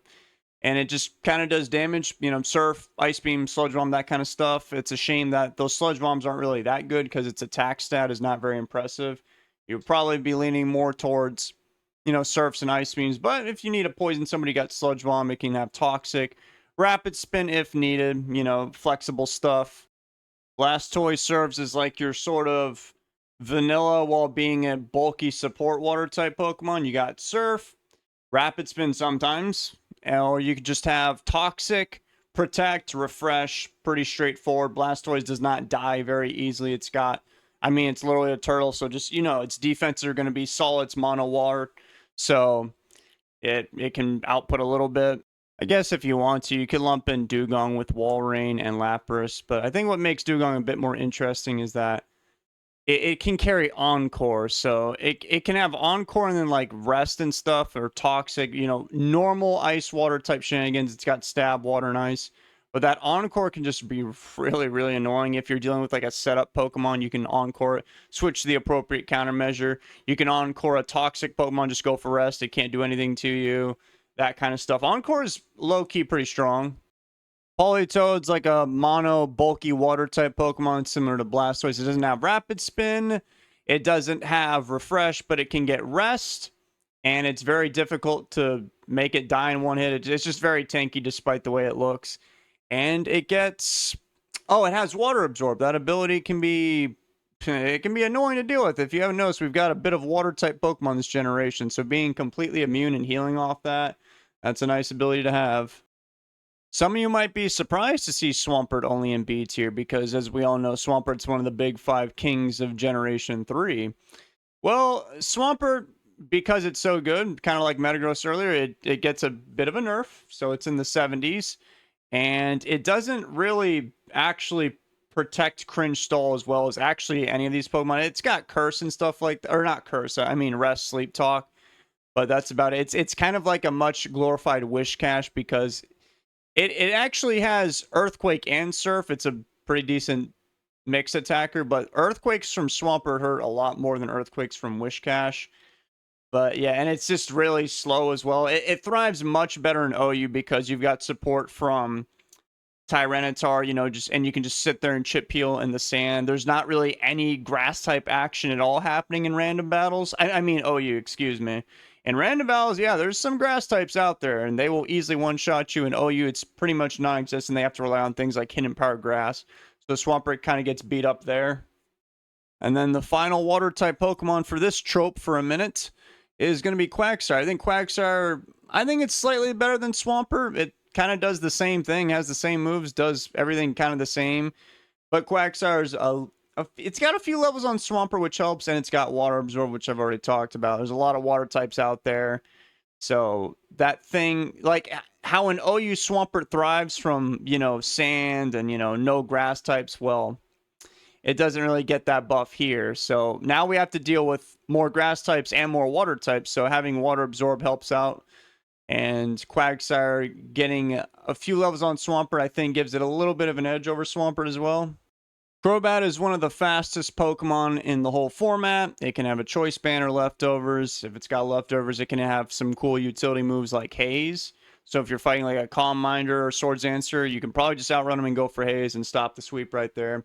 But I would say the simpler one is just to have the Choice Band. It's not really the best at using the Choice Band because even though it's fast, all you're really going to have is a Stab Sludge Bomb, and then you've got coverage moves like Hidden Power Ground. You got Aerial Ace, which is it's literally weaker than Hidden Power itself. So the moves themselves are not that good, but Crobat is good, and you can dodge Toxic, obviously, because you're a poison type. While Steelix you might not think is very impressive, it's actually a pretty good counter pick Pokemon, like especially for some of these really, really cringe Pokemon coming up in the foreseeable future where it's just like normal type. I'm going to use Thunder Wave. I'm going to use Toxic. Okay, well, Steelix is immune to both of them. Oh, I have a normal type attack. Base, you know, stab, return 102 plus stab 153. I don't even know what I just said. Steelix doesn't take any damage to that. So, and Steelix can have Toxic itself, you know, Earthquake, Iron Tail, so it hits pretty hard, and it can kind of stop all those cringe lords in their tracks. Flygon's basically just like how it is in OU. Earthquake, Dragon Claw, Fire Blast, Toxic, Protect. That kind of shenanigans. I've even seen this thing with Quick Attack before. So, it's alright. Now, Sharpedo can be really strong if you get the Pataya Berry set with Substitute. That Choice Banded one, I'm not the biggest fan of it. I think it has like Double Edge and like Earthquake and Hidden Power Bug or Flying or something like that. No. Pataya Berry, Sharpedo, fast Pokemon. You get behind a sub, you've got... It's kind of like a glorified Crawdon. It's fast, and it even gets another power boost on top of what Crawdon already had with its Pataya Berry. So you got Crunch, Surf, you know, Ice Beam, Hidden Power, Electric Grass, whatever. It can be very strong, but you don't want that Choice Banded one. The Choice Banded one is a bit below average. This may come as a surprise to some of you. Why is Tyranitar in B tier? Well, Tyranitar, first of all, heavily nerfed. It's like level 74. And it can have some weird sets. I don't like the Choice Banded one at all. I think the best one is the Dragonance one with like Rock Slide, Earthquake. They give this guy Hidden Power Flying all the time. I guess we really got to destroy those Bug and Grass types. But the Sandstorm, it's not as good as it is in, you know, standard OU because you don't plan for who you have on your team. So if you in fact have a bunch of cringe, disgusting stall Pokemon that can take advantage of, you know, not getting chipped by sand, well then you wouldn't want Tyranitar on your team. That would actually be a huge detriment to you. You're trying to stay alive. You know, what if the opponent has a bunch of rock, ground, steel types and you don't? Well, then you're just unaliving yourself the whole entire time. You don't control who comes on your team with Tyranitar, so that holds it back. That Choice Banded set is weird. Even with the Dragonance, you're still going to get outsped by a decent amount of Pokemon that are pretty fast. Like, I think after the Dragonance, you're sitting at around like 200 speed, so you got to set up a turn with that. And Tyranitar's defensive typing Rock and Dark is not very good, I think. I think it's much better offensively. And you know, it sometimes could have Crunch, which I don't really care too much about. I want the Dragon Dancing one. Okay, that's the best one. But yeah, it's, the sand can really make your life worse. Plus, one time I had a Tyranitar and I lost to the enemy because they had a Sandvale Cacturn on their team. Remember I talked about towards the beginning of the tier list, all these Pokemon down here that are, they can kind of just do some damage and they're not really too good at it. Like Nidoking, for example, just has a bunch of damaging buttons. Well, Starmie is one of the best in the game. It is quite fast. Stab, Psychic, Surf, Ice Beam, Thunderbolt, just typical stuff like that. To my knowledge, I don't think it'll really ever have Rapid Spin, Thunder Wave, Recover. I don't really ever see that. I think it just usually just has offensive damage, but because Starmie's pretty good in OU, it's a lower level, so it can't go insanely crazy, but, you know, it's got very, very good type coverage, and it has Natural Cure, very good ability for random battles, because there's Toxic flying around everywhere. Magneton, pretty straightforward. It's got the Bolt Beam coverage of Thunderbolt, Hidden Power Ice, which is pretty good against most of the cast. And they even gave this guy, like, Rest, Sleep, Tox sets. If not, you can have, like, Toxic Protect. Other than that, it's pretty straightforward. It just kind of does damage, and it's got Magnet Pull, so if, you know, the enemy has a Steel type, you can get a cheeky kill on that guy. Okay, so I'm just going to talk about all 6 of these Pokemon at the same exact time, because they do almost the same exact thing. We've got the 3 normal flying type trio birds that I actually also grouped together in my Gen 1 random battles tier list. And then we just have these 3 mono normal types. These 3, I'm just only putting them ahead of these 3 because I think it's better defensively to not have that part flying typing, because then these guys are also weak to rock, which is pretty common. Ice and electric, the pretty common type coverage that we see a lot. So these guys don't really have to worry about it. But every single one of these guys, they're going to have return. They might have a Choice Bands. Pidgeot will have like a Lychee Berry. This guy, Fearow, Choice Band. Dodrio, I think, can have either Raticate, Lychee Berry, or Choice Band. Persian, Choice Bands. I don't know about Lychee Berry. And then Tauros has a Choice Band. Or like leftovers. You get the point. They all basically do the same exact thing. They all have stab returns. These guys also have stab flying type attacks, but there's no real good stab flying to begin with.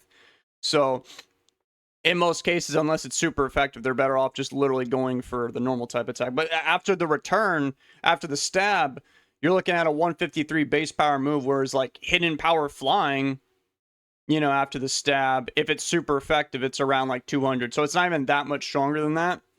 but now you open yourself up defensively to rock, ice, flying, like I said a moment ago. They're all pretty fast. I think every one of them has a speed of over 200. If I had to order them, this is kind of roughly how it would go. These guys have like hidden power ground for steel and rock types, which is cool. And then Persian has hypnosis, so that's a bit of a gamble. Persian is very, very fast. It's the fastest one in this group. And then I just think Tauros would probably be the most reliable because it has Intimidate, so I can send it in on some kind of physical attacker, and then I can kind of know that I'm going to live and just hit you with a double edge or something like that. But yeah, they're all about the same power level. You know, they could all kick each other's butts. They can kick a lot of people's butts. These are some of the most consistently offensively reliable Pokemon in the format. They're very simple and straightforward. They get the thumbs up from me. Blossom can be pretty hard to make, you know, die. It's got sleep powder, so that's kind of annoying. It's not super accurate, but it's kind of annoying. And it even has synthesis and, you know, magical leaf, hidden power grass, whatever it is. And then like toxic, just it's a very, very standard mono grass type. It doesn't die very easily, but it's got a good bulk. But if you just simply poison it, it's gonna die. But that's one of the few ways it's kind of reliable in getting rid of it. You can also, you know, just have a super effective attack or whatever. But if you don't have either of those, Blossom can be very, very annoying. Delibird is surprisingly good in Gen 3 random battles. The set is pretty much the same every single time. You're going to have a Choice Band. You're going to have Aerial Ace, Hidden Power Ground, Ice Beam, and I forgot what the last one is, and I don't really care what the last one is because I find myself usually just clicking Aerial Ace. With that stab, Aerial Ace is now boosted to 90, which is cool. You know, hidden power flying might be better, but you got to have ground for that coverage against steel and rock. And Delibird has the hustle ability with a choice band. So you basically get a massive attack power boost. And you don't ever have to worry about missing because hustle, you got a chance to miss, which is terrible. It's a very bad ability. But you got Aerial Ace. This is one of the few times where Aerial Ace is useful because hidden power flying is only a little bit stronger. Because it's Gen 3, the power level isn't insanely high like it is in Gen 9. So that Aerial Ace, it does a lot of damage to a lot of Pokemon. And Delibird, I think it has like 204 speed. So I would consider this thing to be a fast Pokemon. If you don't resist a Delibird Aerial Ace, you could literally just die. And it can 2-hit a lot of Pokemon that don't resist it. It's kind of weird. I didn't think it'd be this good, but that's just from my experience. It is pretty strong. Gligar's a setup sweeper with a Select Berry. It's got Swords Dance, a Select Berry, and then it's got Dual Stab being Earthquake and HP Flying. Pretty good offensively and defensively. Consistent. Ladian is actually a pretty good Baton Pass user. It's got like Swords Dance and Agility. It's basically like Farfetch'd, but it has some pretty decent survivability because it has leftovers, unlike Farfetch'd, and it has a pretty high special defense stat.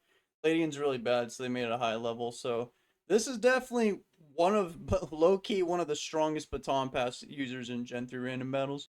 I bet you people didn't expect to see Butterfree this high. Butterfree has Compound Eyes. You couple that with Sleep Powder, it's got 98% accurate Sleep Powder move. So it's basically, I would say, the most reliable sleep user in the game while having a decent speed stat, not having to rely on Hypnosis. And it's even got like Toxic and Morning Sun for stalling. So I think it's better than like Beautifly. But especially because of the Sleep Powder right there. What's even funnier than Butterfree being this high up is the fact that I put Rayquaza right next to Butterfree. Rayquaza, heavily nerfed Pokemon. Its ability isn't very useful in this format. And it's got the Dragon Dance, typical stuff that you would see on like a Salamence and OU. But you know what holds it back is that Choice Band set. I do not like that Choice Band set. It has like Extreme Speed, Rock Slide, Overheat. That's not even a physical move. It's just very awkward, and it's not even that fast. So you want the Dragon Dance one, but that's not even always guaranteed. So it sometimes just completely misses the mark, which is weird because it's like the most powerful Pokemon till now. Well, I guess there's Mewtwo and stuff like that. Shedinja was a pretty hard one to rank. It's, how Shedinja works. It's shenanigans. It only takes damage from super effective or status moves. So in other words, you got to hit it with like one of its 5, 6, 7 weaknesses or so, or just hit it with Toxic. And everything does have Toxic. So Shedinja is not as safe as you would think it would be, considering there's no Eternal Sandstorm like OU. But It can still be strong. I mean, if you back up an opponent into a corner and they literally have nothing to hit Shedinja, well, then you just kind of win for free. Zangoose can be one of the stronger Pokemons in the endgame. It gets Swords Dance and a Stab Return. It has a pretty high attack set, and it has immunity. So all that toxic nonsense going on, it's completely immune to it. And it could have a Slack Berry. So if it gets bumped into like that little 25% health range, and it's got the Swords Dance, Slackberry, Stab Return, a Ghost move for coverage, whatever. Yes, you could definitely get swept by this thing. Murkrow is one of the better mixed attackers in the game. It's pretty fast. It's got, I believe, 215 speed, and it's got, Drill Peck, Shadow Ball, can have a Dark move. It can even have Thunder Wave. So it can pretty reliably threaten somebody because of its good type coverage, but this thing is incredibly frail. It'll just die in a couple of hits.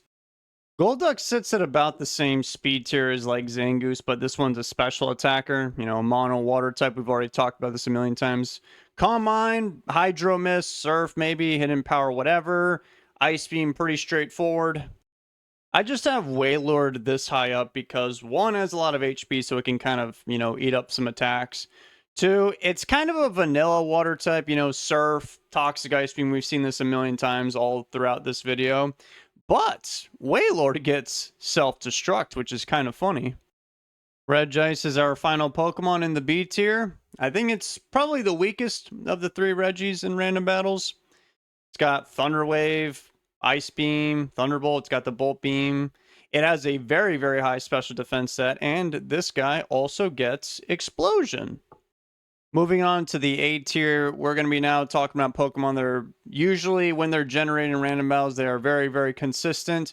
You kind of have to try to fumble the bag, as the kids say. And the first one we're going to be talking about, I know it doesn't look like it, but this is supposed to be Xatu. I know, wonderful image for it. I know.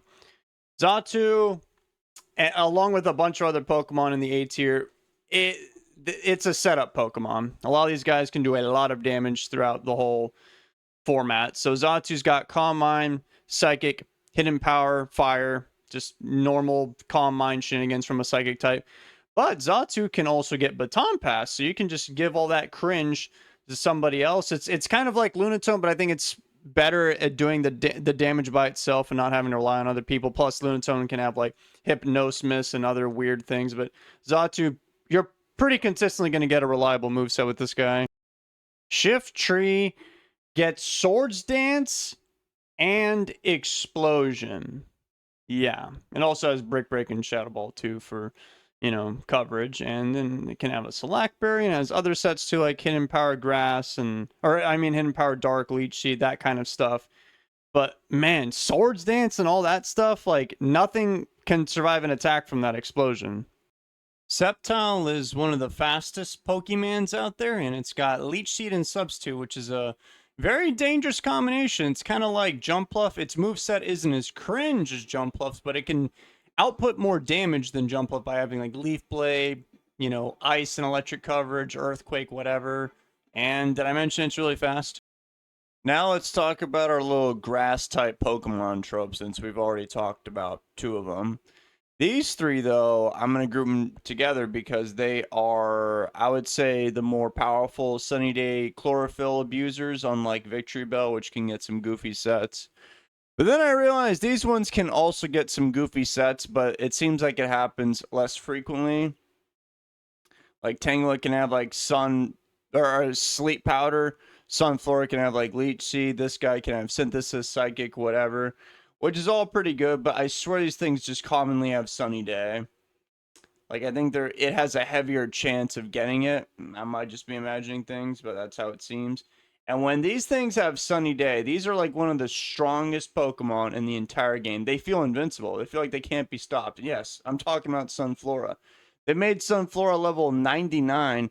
So after a Sunny Day, it literally outspeeds like almost everything in the game. And then it blasts you with level 99 Solar Beams and Hidden Power Fires. This thing does not mess around. Same thing with these two.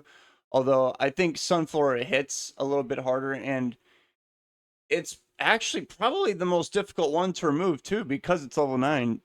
I think these guys are like in their 80s or so. So, yeah, you better watch out for these guys. Put some respect on their names. I think Regirock is a little bit better than Regice and Rambats. Basically, you'll get one of two sets. You're either going to have the curse sets, where you just curse and then rock slide, earthquake, explosion kind of stuff, or you're going to get the toxic or thunder wave sets with rock slide, earthquake, and explosion and stuff. So you're either just going to be setting up with curse, and by the way, the curse set has rest, and then you can just, you know, basically be invincible on the physical side and then kill everything physically with rock slide or whatever. Or you're just going to paraflinch everybody to death and make them throw their computer off a 10-story building. Now, don't be fooled by Illumise's appearance. This thing is incredibly annoying. This thing has like Thunder Wave, Seismic Toss. It's a very high level because this Pokemon isn't normally good. So Seismic Toss does a lot of damage. So you got Encore, Thunder Wave, Seismic Toss, and Moonlight. So if you don't have like Toxic or whatever, you could just get trolled into going for the wrong move. This thing can actually stop like Calm Minders or Swords Dancers by just outspeeding them, going for Encore. Then it can paralyze you, Seismic Toss. It's very, very disruptive, and it's very fast for some reason. I think it's like 209 speed, give or take. It's gonna annoy you, I promise. Now, despite being Illumise's boyfriend, don't be fooled. Volbeat works nothing like Illumise. Illumise is like, it's just like a troll, supporty, annoying Pokemon. Volbeat, I mean, it's kind of annoying too, but it does it differently. Volbeat has Tail Glow, which it's like the only Pokemon that can learn Tail Glow. Like, I didn't know this for the longest time. Illumise cannot learn Tail Glow, but Volbeat can. So Volbeat gets this move, and in Gen 3, thankfully, it's only double their special attack. In future generations, they decide, you know, only double was kind of weak. Let's give it 2.5 special attack, you know. Well, it only gets 2 times special attack, but it has like Thunderbolt and Ice Punch for the, you know, the coveted Bolt Beam coverage and Baton Pass. That's basically what it's going to have every single time, and it's a fast Pokemon, so it can pretty successfully go for a Tail Glow. Just like Illumise, it's a bit of a higher level, so you can go for a Tail Glow and Baton Pass it to a, you know, capable special attacker. I mean, it can literally go for a Tail Glow and then give it to somebody you wouldn't expect, like Sunflora. It goes for Sunny Day, boom, you have lost the battle, and then you go home crying. Now we've got the slow bros, no pun intended. Which one's better? It kind of just depends on your situation, though. I think slow bros a bit more consistent. You just really want to have the Calm Minding set. These guys will have like a Chesto Berry. So it's just Calm Mind, Rest. You might have a Chesto Berry, and then you have Psychic and Surf. Congratulations. So if you want some more special defense, Slow King's better. More physical bulk and consistency, you go with Slowbro. I'm saying you go with as if you have a choice in the matter, which you literally don't. But you understand what I'm saying. Yanma is yet another, I guess, kind of setup Pokemon that you wouldn't expect to go crazy. It has Compound Eyes and it has Hypnosis, which isn't the best, but with Compound Eyes, I believe that's 78 accuracy. And Yanma is basically incredibly fast, and it comes equipped usually with a Lychee Berry. So you can sub down, right? You just sub down and get to an appropriate level, get your little attack boost, and then you can have your reversal. I've actually reverse swept a couple people before in Gen 3 random battles. You can get down all the way, like you can send in Yanma, right? It literally at full health. You don't have to worry about Sandstorm or nothing. Just sub down 4 times, and you'll have a, I don't think you'll be at 1 HP. I could be wrong. You're either going to have a 200 or 150 base power reversal plus the Lychee Berry. So that's pretty nice. Plus you have like some weak little insignificant moves like Signal Beam and Hidden Power Flying and for stab. But unironically, the fighting type reversal is usually how you're going to unalive most people. Snorlax can be one of the best setup sweepers in the game. Every time you get this thing, it's going to have Curse. You just have Curse, Rest, whatever, Body Slam, Earthquake, Shadow Ball. You can still have Self-Destruct. So it's just typical OU Snorlax shenanigans. But Snorlax does better in random battles because you don't have to worry about a million spikes all the time, as well as sand all the time, which Snorlax is particularly weak to. But it also can't be higher on this tier list because Snorlax, This is for the better. Snorlax is so strong that it's very, very heavily nerfed. It's even a lower level than Tyranitar, who's the king of OU. I think Snorlax is like level 71 because I knew this thing would go crazy. Trust me, it's for the better. We have Plusle and Minun together next. These guys are incredibly fast. They're some of the most fastest electric type Pokemon. I think they have like around 220 speed, give or take, and they have just typical Bolt Beam, Thunderbolt, Hidden Power, Ice. They have Toxic, which I swear these things always have, so they can just outspeed almost everything in the game, poison them, and then boom. They have Protect, and they even get Encore and Wish. Yeah, so they can even have some annoying moves with them too.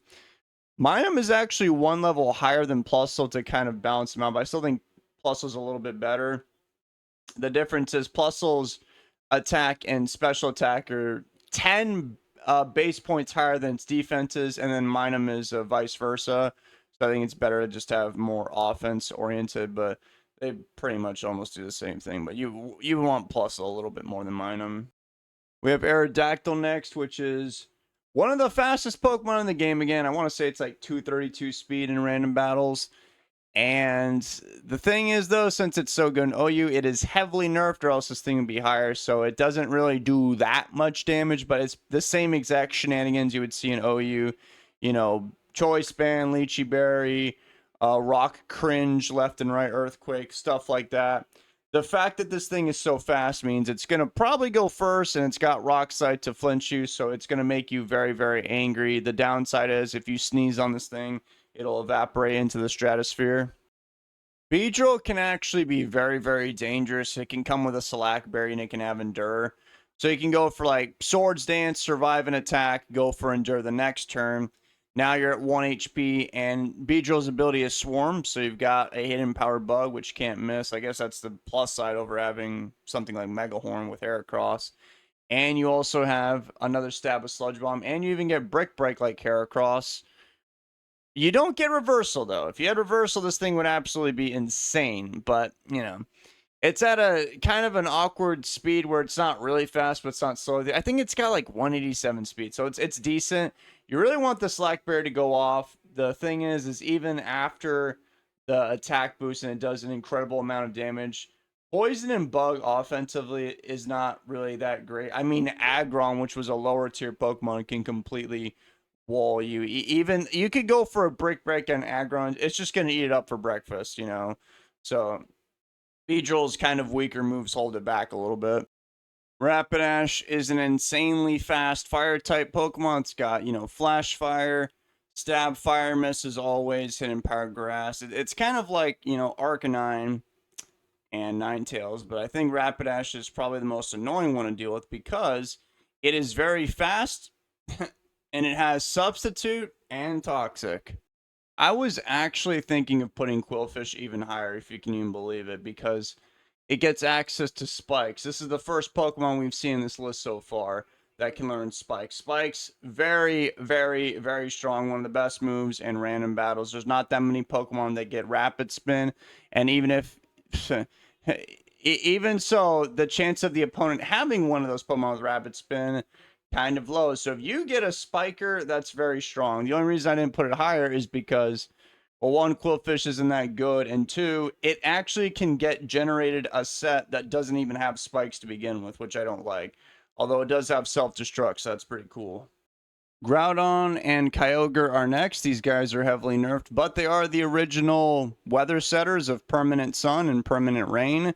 Whichever one's better kind of depends on your team comp. Do you have a bunch of fire types like Rapidash and Sunflora to abuse the sun? Do you have a bunch of water types, Swift Swimmers, whatever?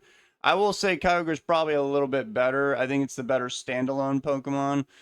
But Kyogre can have like a Choice Band hit incredibly hard with Earthquakes. It can have Sword Sense and a Slack Berry. If that goes off, I wish you the best of luck if the opponent is the one that got it off. You even have like Calm Mind with Kyogre and like Surf, Ice Beam. I think it even gets like Thunder too because it can't miss in the rain. So either one, you're probably going to be hurting somebody's feelings. Up next, we've got like the Psychic type Calm Minding Troop right here, which I really should have put Zatu next to them. I guess I'll just do that now, whatever, so it looks more in uniform. Wonderful image of Zatu, by the way. But yeah, they're all just doing the same thing. Gardevoir, Mr. Mime, Espeon, and Jinx, they all got Calm Mind. They all have Psychic. They all have, well, not really Jinx, but Gardevoir gets Fire Punch. These two guys get Hidden Power Fire. Jinx has Ice Beam, whatever. Gardevoir gets Hypnosis and Thunderbolt. Mr. Mime gets Thunderbolts. Mr. Mime and Espeon have Baton Pass. Jinx has Lovely Kiss, which is more accurate than Hypnosis, which Gardevoir and Mr. Mime both have. Espeon has Morning Sun, Synchronized, blah, blah, blah, blah, blah. You get the point. They all Calm Mind, Psychic. They have a Fire type, Ice type move, whatever, for coverage. And these two Baton Pass, and then the other two on the outsides put them to sleep. This is roughly how I'd rank them. Go ahead. It's your pick. Manectric and Electabuzz are both very fast electric type Pokemon, and they both will have like a substitute Pataya Berry set. So I think literally the only set that Manectric can even have is substitute. And then Hidden Power Ice, Thunderbolt, and Crunch. That's literally it. They both even have static. Electabuzz can get, well, it has Ice Punch, which is better than Hidden Power Ice, but it can also get Cross Chop. I suppose that's cool. They both just do the same thing. Sub down, Thunderbolt, kill everything, move on with your life kind of thing. Magmar and Typhlosion are basically the fire-type versions of Manectric and Electabuzz. You just sub down, Pataya Berry, that whole thing. They, it's Flamethrower, Hidden Power Grass. You can get HP Ice, whatever, Earthquake. It's just, different coverage moves, but I think Typhlosion is better than Magmar. Magmar's a little bit faster, but Typhlosion has the Blaze ability. So Typhlosion has, I believe, 204 speed, which is still pretty fast. So you can still outspeed most of the enemy Pokemon in this format. Sub down. Then you have a Pataya Berry and the Blaze and Stab Fire Miss. So unless you're resisting that, you're probably not going to survive it unless, Fire Mist starts missing. Now we've got the three members from the Planet of the Apes. We have Primeape first, who is either Choice Band and it is pretty fast and it can hit very hard, or it has the Bulk Up set. That one's also really good. It's basically I would say a better Hitmonlee because it seems to have better bulk. It's not quite as fast, but has better bulk. And yeah, and then you got Vigoroth here, who it doesn't hit quite as hard as Primeape, but it gets Body Slam, so you can Paracringe some people. And one big thing that makes Vigoroth one of the better ones out here in the game is it has Slack Off. So it actually has a setup move and a healing move too. So now its Kryptonite is toxic, but then again, if you really think about it, a bunch of Pokemon are susceptible to toxic. That's kind of why toxic is everywhere, because if it wasn't for that one move, everything would be running rampant. Then you have Slacking, who is one of, if not literally the hardest hitting thing in the entire game. It always comes with a Choice Band. The Choice Scarf doesn't exist. So you just, you hit the field, Hyper Beam, Double Edge, Return, Earthquake, Shadow Ball, what have you. The biggest drawback is obviously Truant. When I was a kid, I called it Trant, so I'm calling it Trant again. Trant, it makes it so you just lose all your momentum. It's one of the best, I guess it's one of the best revenge killers in the game, but then you have to either sit there and tank a hit or switch out into somebody who's going to tank a hit. But Slacking can be really, really overpowered if you have a numbers lead, like if you're up 6-5 or what have you, because you can just send this guy in to just kind of crush whatever's in your way and then go about your business. Houndoom is easily one of the best fire types in Gen 3 random battles. Easily. It has, I would say, the best typing out of all of them, both for offense and defense. It's a Fire Dark, which beats everything except Tyranitar, but it'll have Hidden Power Grass, so it even beats Tyranitar. So nothing can really take a non-resisted hit from this thing. It's going to do effective damage to everything. It's pretty fast. And defensively, Fire and Dark is extremely good in this format because some of the best Pokemon are Psychic-type Pokemon. And Houndoom has Flash Fire. So somebody like Mewtwo, for example, who has Calm Mind, Recover, very dangerous combination. Psychic Flamethrower, very dangerous combination. Houndoom takes 0 damage from that. It'll beat Mewtwo 10 times out of 10. It won't lose. It beats most of the legendaries. It beats Moltres, Articuno, Mewtwo. Then it beats Lugia, Ho-Oh. It beats Celebi. It beats Entei. It's immune to the fire damage. Then it beats Latios, Latias, Jirachi. See what I mean? Like, I'm not going crazy. Deoxys. Whatever. Houndoom does extremely... Oh, Alakazam. It's not a legendary, but you get my point. It does extremely good. Has a very good matchup spread against some of the strongest Pokemon in the game. It's pretty fast. And even has the sub-Pataya Berry thing, kind of like Magmar and Typhlosion. Doesn't do quite as much damage as Typhlosion with the Blaze Boost, but... I just told you, it has very good matchup spread against certain Pokemon. Oh, Gardevoir right here. Yeah, these Psychic-type Pokemon right here, like Espeon, Psychic, Hidden Power, Fire, your Ice-type attacks, I resist, you know what I mean? Like, unless you got, like, Thunderbolt in this crowd, you literally beat all these guys, too. So, very, very good Fire, Dark-type Pokemon. It's the only Fire, Dark-type Pokemon. Very good spread. Okay, up next, we've got 4 Pokemon. Another group of troublemakers. We've got the Swift Swimmers. The biggest drawback of these guys is they literally have to spend a turn getting the rain up, obviously, unless they have a Kyogre, conveniently enough. That's crazy. But usually that doesn't happen. Most of the time it doesn't happen. But, man, when they do get that rain up, oh, man, these things feel like the strongest things in the game offensively. They outspeed almost every Pokemon in the entire format. They have access to pretty strong stab, like Surfs and Hydro Misses. They don't have low special attacks like Sea King. I think Gorbis is a little bit better than Huntail because it just has a higher base special attack. Ludicolo, while not really known for having insanely high special attack, it's pretty decent. And it's obviously part grass, so it's got the stab grass. It's got Elite Sheet for being annoying. And these guys, these guys also have Pataya Berries. Isn't that fun? So they can basically sub up just like these dudes under the rain and have like a rain boosted Hydro Mist with a special attack stab. It's crazy. And then Kingdra, you already like they all have really good offensive and defensive typing. Kingdra is literally only weak to Dragon. These two are only weak to Electric and Grass. This guy is only weak to Flying and Bug, I believe. Like, it's very, very hard to just get rid of them on the turn that they show up. And they all got, you know, they're all going to have a Water and Ice type move. So that's pretty good coverage right off the bat. And then these ones will have Hidden Power Grass or Electric. Ludicolo has a Stab Grass move and has Leech Seed too. That guy can be really annoying. And then you've got, obviously, Kingdra with... You know, I think I've said enough. You get the point. These guys, oh man, when you see these things, it's like, oh, how can I stall out the rain or do something or poison them or whatever?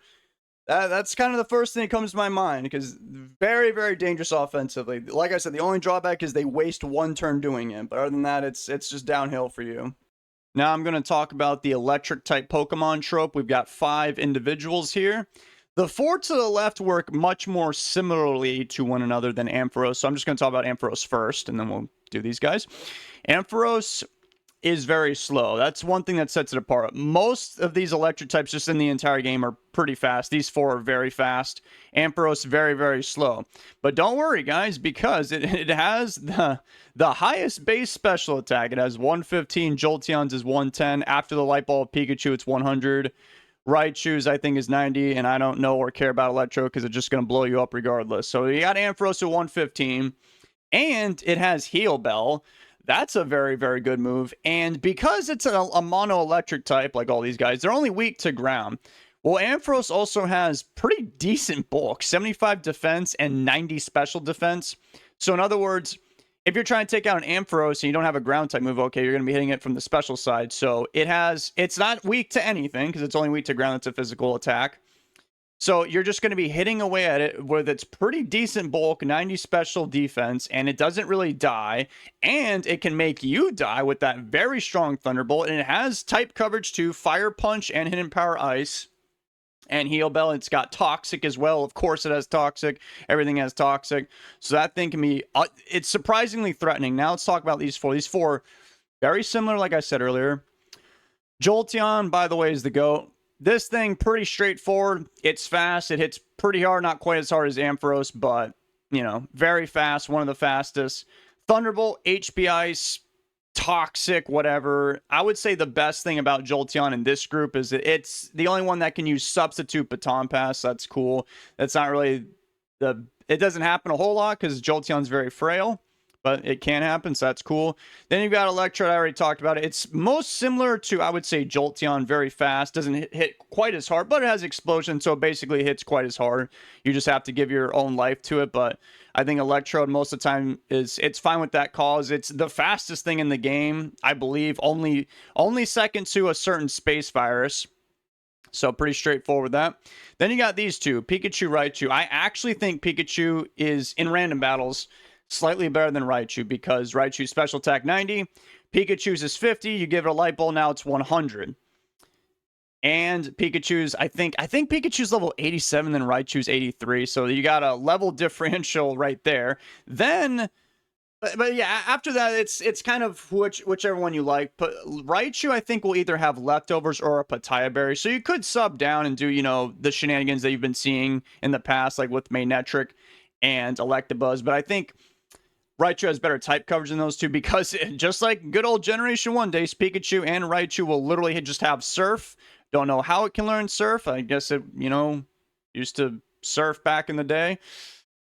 And then you got Pikachu with the infamous Volt Tackle. So all these guys have Thunderbolt. After Stab, I think if my math is correct, you're looking at a base power move of 147.5. This dude's is 180.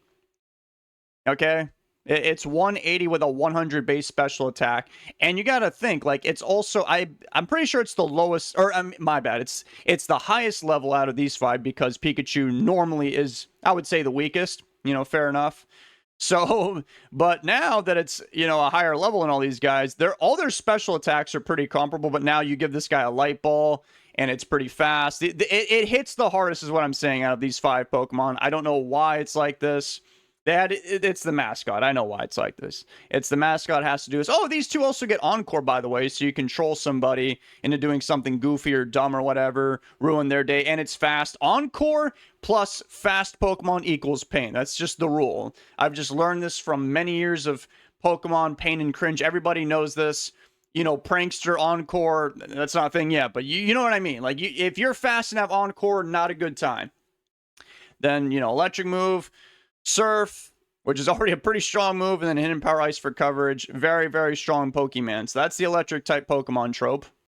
Since I just talked about the electric type Pokemon, I figured we'll do Zapdos next to pivot right out of it because it's an electric type. And then we're going to bring Zapdos's two companions right here, two siblings. So if I had to rank them, like order them, that's probably how I would go. Moltres, Articuno, Zapdos from strongest to weakest. It's just heavily matchup dependent. Zapdos is, you know, the most consistent OU, so it's the lowest level here. So Zapdos is level 74, Moltres 78, Articuno 80. I guess that makes sense. Zapdos is pretty straightforward. It's just Thunderbolt, Hidden Power Ice, and like Toxic. It can have Baton Pass. So its moveset is very similar to actually Jolteon's. But one thing that I guess gives it an edge is this guy can have Rest and Sleep Talk. And with Poison flying everywhere, that's very good. These guys can't really do that. No Rest, Sleep Talk there. They just do a lot of damage. Although I will say Zapdos has a negative matchup spread with basically literally every single other electric type Pokemon because it's part flying.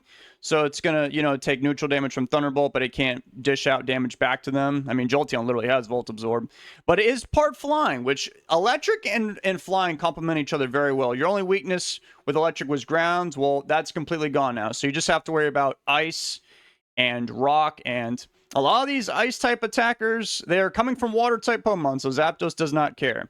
So that's Zapdos. Then I would do Articuno next. Articuno can also have a Rest Sleep Talk set, so that's a lot of fun. I would say Articuno seems to be even more difficult to bring down because Articuno is a much tankier Pokemon than Zapdos, and it's even a higher level.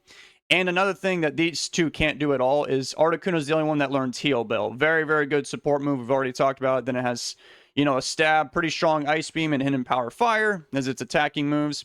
It has Toxic, of course it does. And then I would say it's situational, but I think Moltres might be the best one. Moltres, you know, Flamethrower, Fire Miss. It's the only one that gets Willow Miss. It has Toxic as well. But one interesting thing is it has Morning Sun.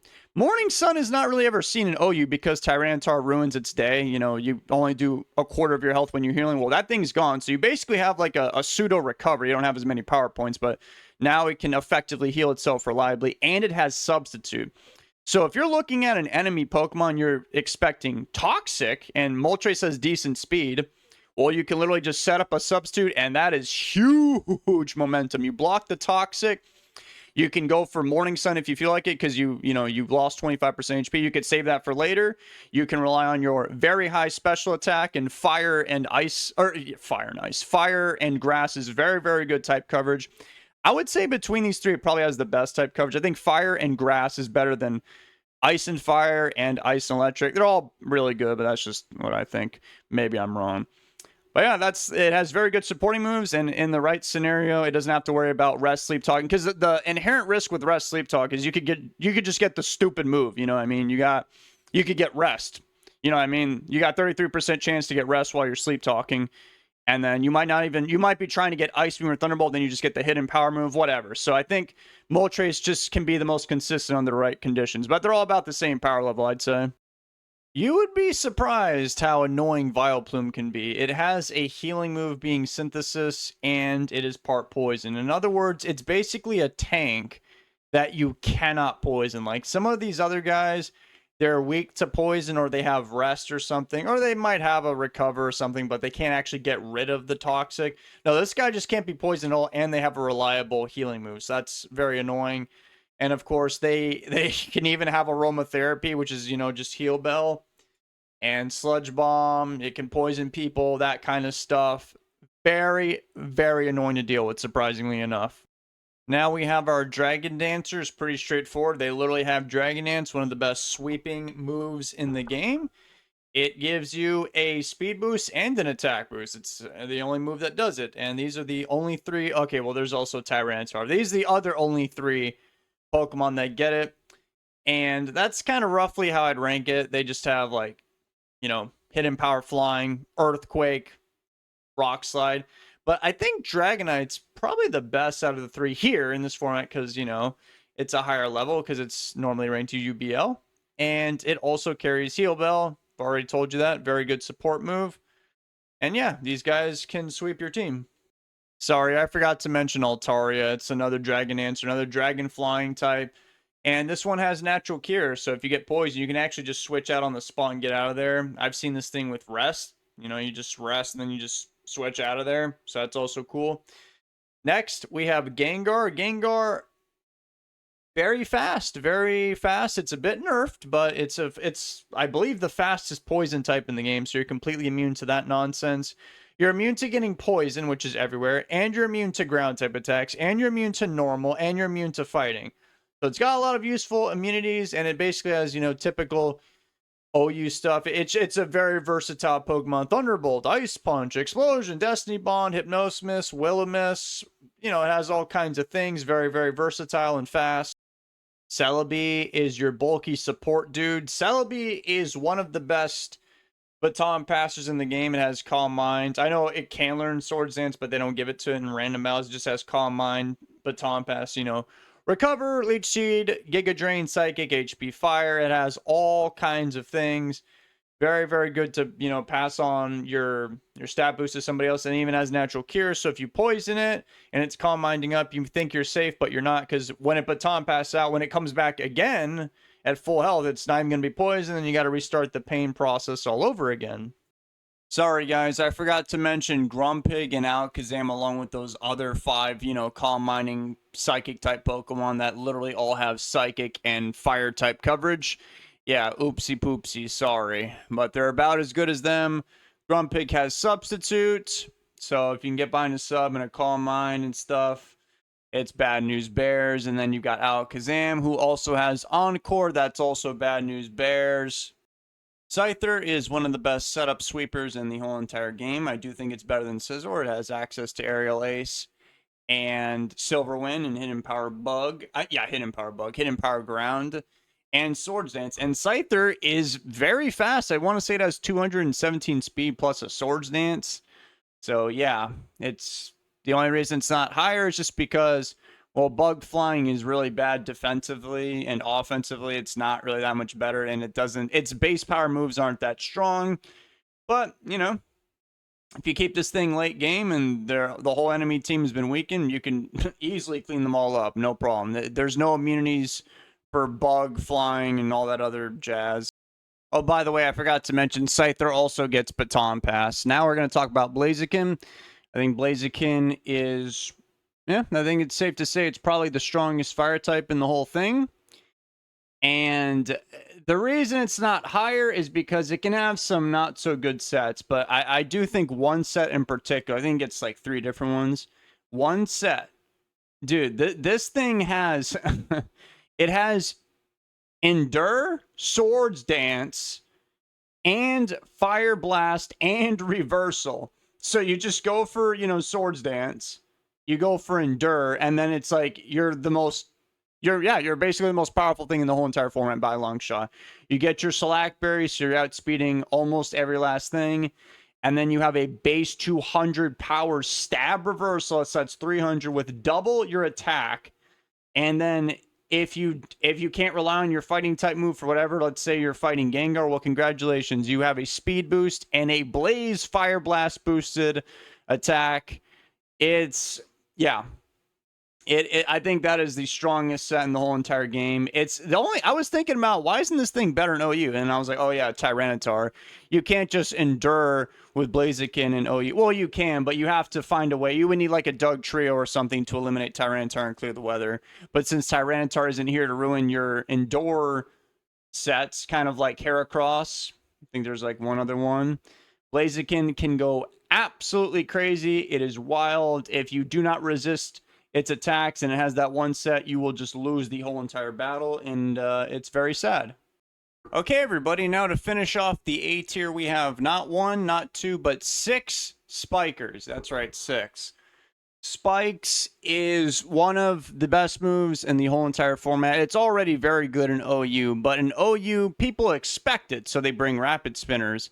In random battles, you don't control who you bring. So if you have a Spiker on your team, chances are they probably don't have a Rapid Spinner themselves. There's not that many of them. So you lucked out with your Spiker. So I talked about Quillfish earlier. I think Quillfish, granted it can go boom. It has like Hydro Miss, which I don't really like. So Cacturn is pretty similar to that though. It's level 95, and it can also have a set where it doesn't have spikes at all, just like that Quillfish set. But I still think the non-spiker Cacturn is a bit better than the non-spiker Quillfish. So that's why it's here. Grass, Dark, it hits pretty hard. Needle Arm, Empower Dark, Leech Seed, Sub, whatever. Spikes, obviously. That's the main reason it's here is because of spikes. Then we have the more reliable spikers moving forward. So we have Fortress, just like OU Spikes, Rapid Spin, Earthquake, Explosion, that kind of stuff. So you can set up spikes, and the off chance they actually have a spiker, you can get rid of their spikes and you can blow them up. So it's a win-win-win. Skarmory, it wouldn't be a tier list without Skarmory being at least in a decent position. This is one of the most nerfed OU Pokemon, obviously, and it's still finding itself higher than most other OU contemporaries out here because it's just Skarmory. Like this thing was built to win in this generation, not just this format, this generation. It's only weak to fire and electric. It seems like everything else that hits Skarmory just bounces right off its body, especially on the physical side.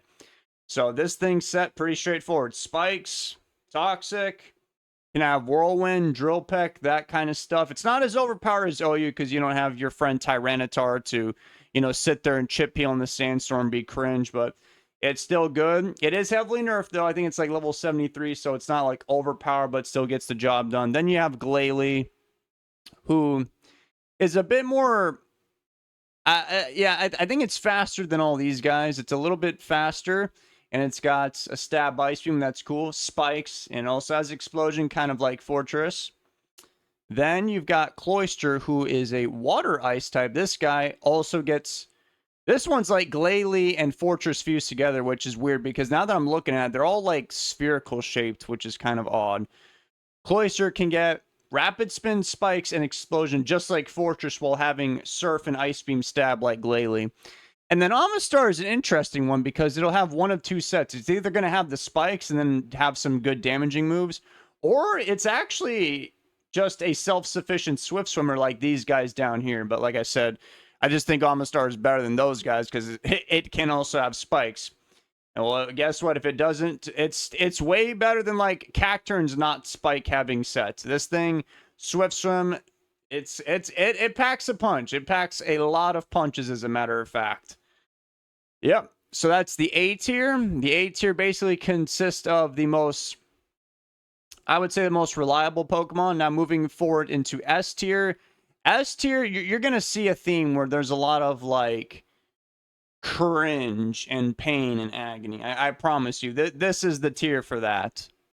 Something I just now noticed is my S tier, which I've deemed the cringe tier, as you can see right here. All the Pokemon, they fall into their own different archetypes of cringe. So we're going to start with the first archetype, which is, it's just Ninjask. Ninjask is the only one that falls into this bucket.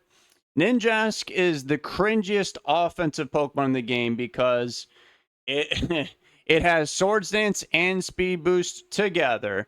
So you can, it's already decent by itself how it can just stand alone and just hit you with Aerial Ace, Sin and Power Bug or whatever. Granted, they're not too strong, but that can be good. But it's really cringe when they go for a Swords Dance, get the Speed Boost, and they just baton pass it out to basically like pretty much any physical attacker in this game. Well, you want Dragonite, you want Primeape, Slacking, whatever, Persian, like any one of them will benefit hugely off of Ninjask, and they'll look like the best Pokemon in the game. So Ninjask basically breaks the game. As a matter of fact, it's so broken, if you've been behind the curb, it's basically banned from OU. You can't speed pass. Speed pass, well, it wasn't just Ninjask, but Ninjask was the #1 offender of speed pass. So don't worry, guys. It's still running rampant in random battles, so you can still ruin somebody's day with Ninjask. All you got to do is have another physical attacker, and the opponent is going to have a very bad day. Unfortunately for us, Ninjask was the only offensive Pokemon in the cringe tier. The rest of them, they do cringe in their own special ways. So the next archetype for all these cringe lords out here is going to be the Spike cringe lord. So we just talked about Spikes literally a second ago. What makes these two so different? Why are they a tier above them? Well, it's because, well, Smeargle, despite it being a UUBL Pokemon, they still made this guy level 89, which is kind of crazy. And the set that it gets literally every single time is Spore, Spikes, Explosion, and Encore. That is such a troll moveset. I mean, and it has a decent speed. So, like some of these guys had, well, all these guys have Spikes. Some of them had Explosion, about half of them. That's good. Well, Smeargle gets that Explosion, which, by the way, is Stab because it's a normal type. And it has Spore, which is a 100% accurate sleep move. So you can outspeed... Smeargle's not really fast, but it can outspeed a decent amount of Pokemon. You put them to sleep, then you literally just set up the spikes, and then let's say you're looking at some kind of person using a Calm Mind or some setup move, or even Toxic. Toxic is everywhere. You go for Encore on that guy, yikes, you have ruined their day. Then you can catch the incoming Pokemon with Spore, whatever. You set up your spikes, you blow up. It's so simple, and yet it is so effective. Then we have Roselia. Roselia operates a little bit differently than Smeargle. But don't be fooled. I know you're thinking, oh, it's Roselia. Roselia sucks. Dude, Roselia is level 97, first of all. And it's a grass poison type. Remember Vileplume right here? Vileplume's already kind of annoying. No, Roselia is worse because, well, the biggest main difference between the two is Roselia has access to spikes. That is huge. And then because it's a poison type, well, guess what? You can't poison it, and it has synthesis. It's just like Vileplume, except that it even has like almost the same exact moves as Vileplume. It just has spikes, and it has built-in natural cure. It even has aromatherapy like Vileplume. Like it has built-in aromatherapy for itself. So if you can, let's say, paralyze it, which I wouldn't waste your time doing it because it's going to have natural cure. It just has to switch out. So this thing, very hard to remove. Very, it has synthesis. It heals. Oh my god, I think it even has Giga Drain. You can have Magical Leaf, Hidden Power Fire. It is so incredibly annoying. Don't be fooled. I know it looks like a weak Pokemon. It is not. It's going to make you mad. Okay, now this is the first real band of cringe lords. We're going to have Sableye, Cradily, Porygon 2, Jumpluff, and Clefable. Now, like I said, there's going to be different groups. So this first group of these 5 Pokemon, their thing is that they all can recover, right? Sableye recover, Cradily recover, Porygon 2 recover, Jumpluff can get Synthesis, and then Clefable gets Soft Bullet. So they all recover. And they all get Toxic. Oh, shocker. But the one weakness that they all have in common is that they are all susceptible to Toxic themselves. I was kind of curious about this myself, so I did some research just now and I checked their sets. None of these Pokemon can learn Rest or Aromatherapy or Heal Bell. The only way they're curing the poison is if they have a teammate that has Heal Bell. Okay? So that's kind of how you beat them. You either need a really strong super effective attack, which isn't very common at all. Sableye isn't even weak to anything, and because Sableye is not good, it's a high level Pokemon. Cradily, very good bulk. Porygon 2's got good bulk, and it's only weak to fighting. Same thing with Clefable. And then Jumpluff, primarily weak to ice, and I guess rock. So they don't really have that many weaknesses. So you either have to do a lot of damage or find a way to poison them. Yeah.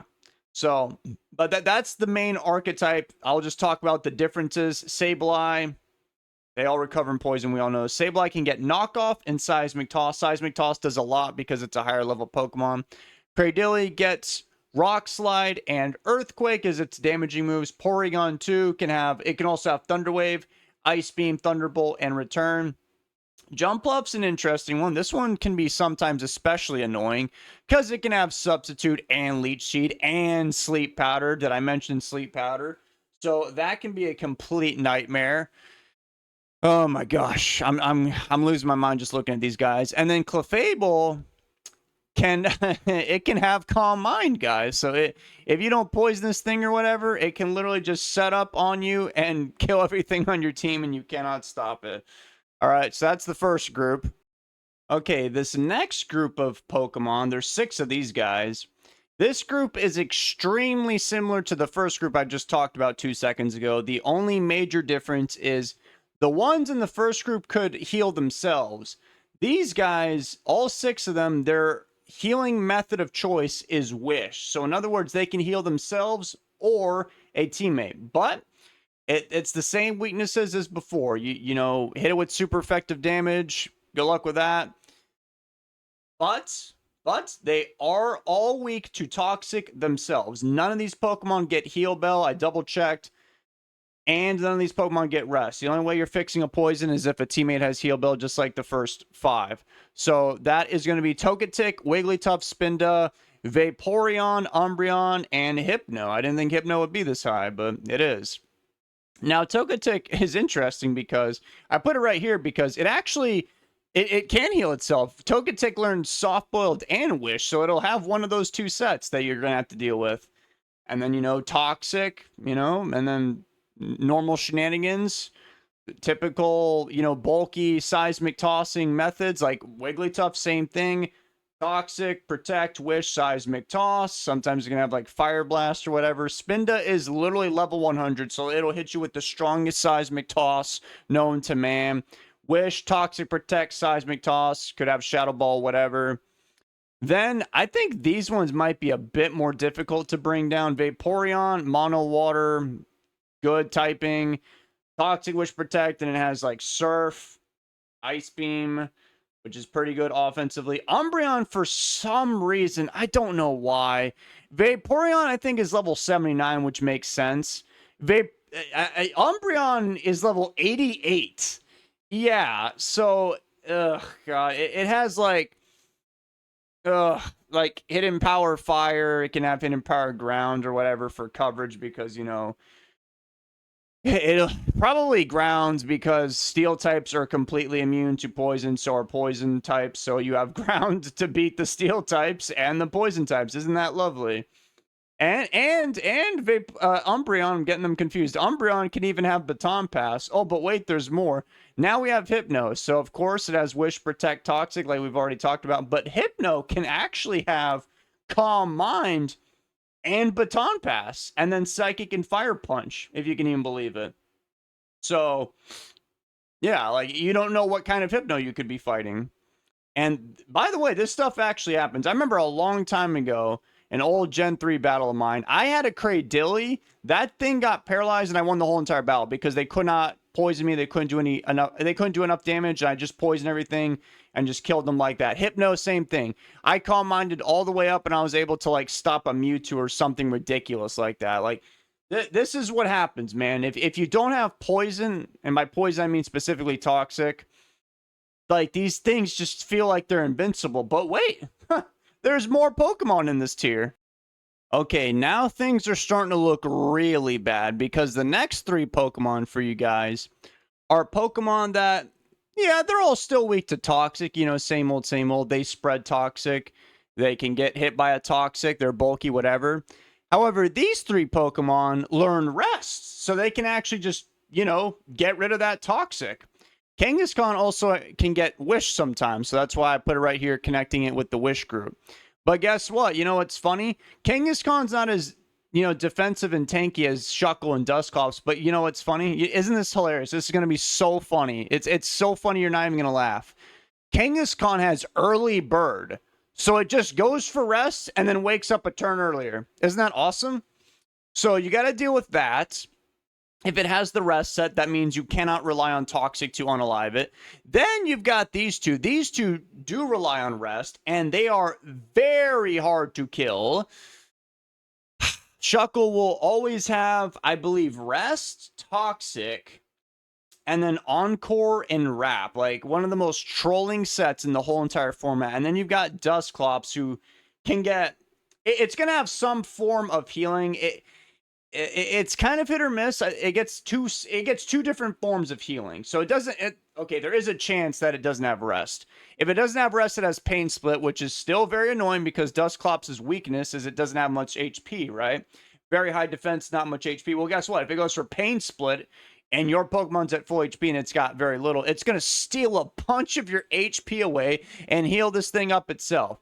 It can even have rest, sleep talk, and it has Willow Mist too. So you got to worry about Toxic and Willow Mist, and then you've got like Seismic Toss, Nightshade, whatever. I've seen this thing with like Ice Beam and Focus Punch too. So these 3, like I said, this is the line in the sand where now you can start panicking if you see one of these things, because there's a lot of Pokemon that thankfully have Toxic. Once you get to about this level of cringe, you should be concerned. The next group of pain and suffering is 2 Pokemon. It is Corsola and Milotic. What makes this one so different? Well, we've already talked about the rest users. These guys can heal themselves without using rest. So they spread poison, and they don't have to worry about rest debilitating themselves. So Corsola has Recover, so it gets that HP back immediately, and it has Natural Cure. So all it has to do is simply switch out. Boom, no more poison. Milotic has Refresh, so it can have Refresh and Recover, so it can basically attack whatever problem needs to be attacked immediately for itself. So if it gets poison, boom, Refresh.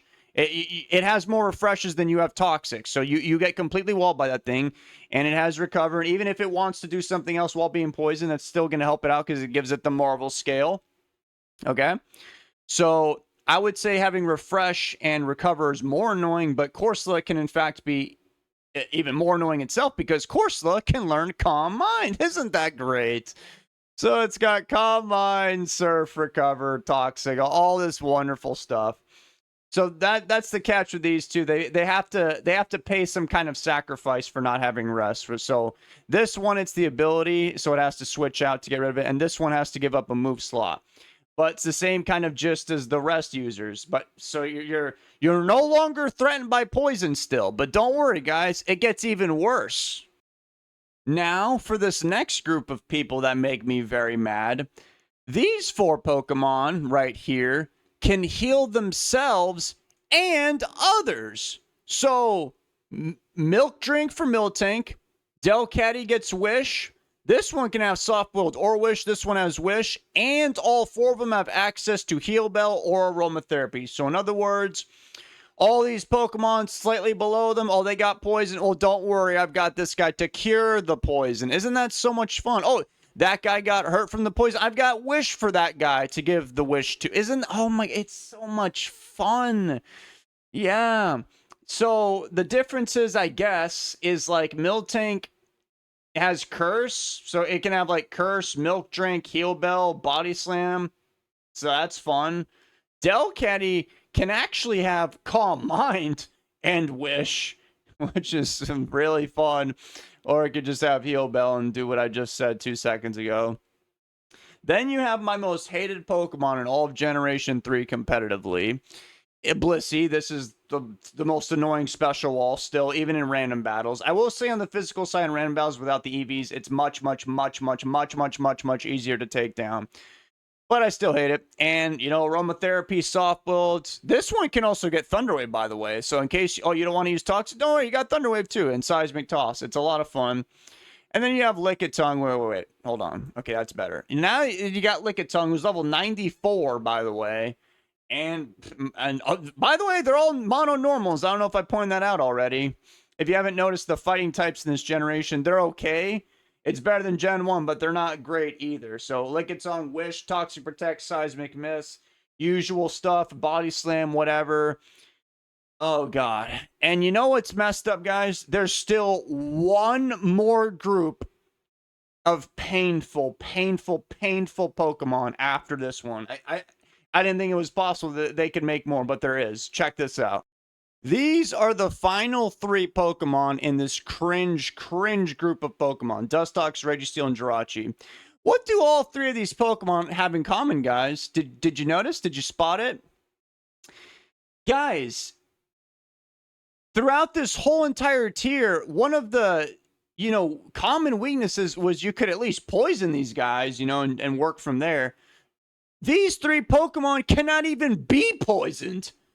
You got a poison type and 2 steel types here. So the only way to take these guys down is literally just from just sheer damage alone. So it's going to be a lot of fun. Will-O-Wisp, very uncommon. So you're probably not going to have that. Maybe you could paralyze them. That'll help. But it won't really that much, as I'll tell you why in a second. So first of all, you got Dustox, cannot be poisoned, has Toxic, Sludge Bomb, Moonlight, Hidden Power, Ground to cover for those steel poison types. Then you have, I didn't think Registeel would be like this. As a matter of fact, I think it might actually be like this. Okay. Yeah. I'll just do Jirachi first. Jirachi has Wish, Protect, Fire Punch, Toxic. It's literally that cringe set from OU, but reborn in random battles. And guess what? Jirachi can also have, oh my god, it can have the Calm Mind Substitute set in random battles too. One of the most dangerous sets in OU in terms of special attackers. Yeah, it's here too. So you got to worry about that. And it obviously has Serene Grace to spread more hacks out there, more than necessary. And then I didn't even know this, but I just checked it with Registeel 2 seconds ago. Apparently, the only set that can even be generated for Registeel, by the way, this guy cannot be poisoned. Their set, I'm not making this up. I'm so dead serious right now. It has Rest, Sleep Talk, Toxic, Seismic Toss. That's the set that Registeel always has, and it's level 78. It's not like level 70, like nerfed into the ground like some other OU Pokemon. No. This thing is still pretty defensively respective. It's a mono steel. Steel is the best defensive type in the game. And you're immune to poison, which is everywhere in this format. So that's also cool. You have base 150 defense, base 150 special defense. And the only way you're getting rid of Registeel is literally just sheer damage. You can't even burn this guy. You can't paralyze him. You can't do nothing. You're going to need like Leech Seed or like Blaziken, Moltres, Pataya, Blaze Boosted, Typhlosion. You need something. You need something because Toxic will not help you here. Oh my god. It's finally over. It's finally over. Now we can just get to, the most overpowered Pokemon in the whole format now. Goodbye, cringe. Okay, so now we're going to be talking about the best of the best in the whole entire game now. So, we first have Ho-Oh and its rival Lugia, okay? These things, massive base stat total. They're both level 70, of course. So they can have Calm Mind, Recover, and then, 2 attacks to basically kill, almost everyone in the game. That set is obviously weak to Toxic, which we spent more than enough time clarifying how overpowered that is. But check this out. They actually have two other sets, or each one of them has another set where they actually have substitute.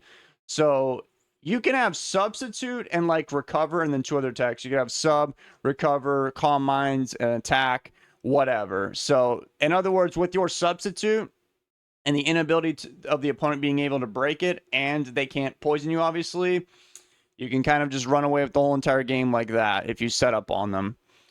So which one is better? I don't really know. Lugia is the tankier one. Ho, I would say is more consistent with damage because it has Sacred Fire, which has a 50% chance to burn. Oh, by the way, both of them learn Toxic. Isn't that cool?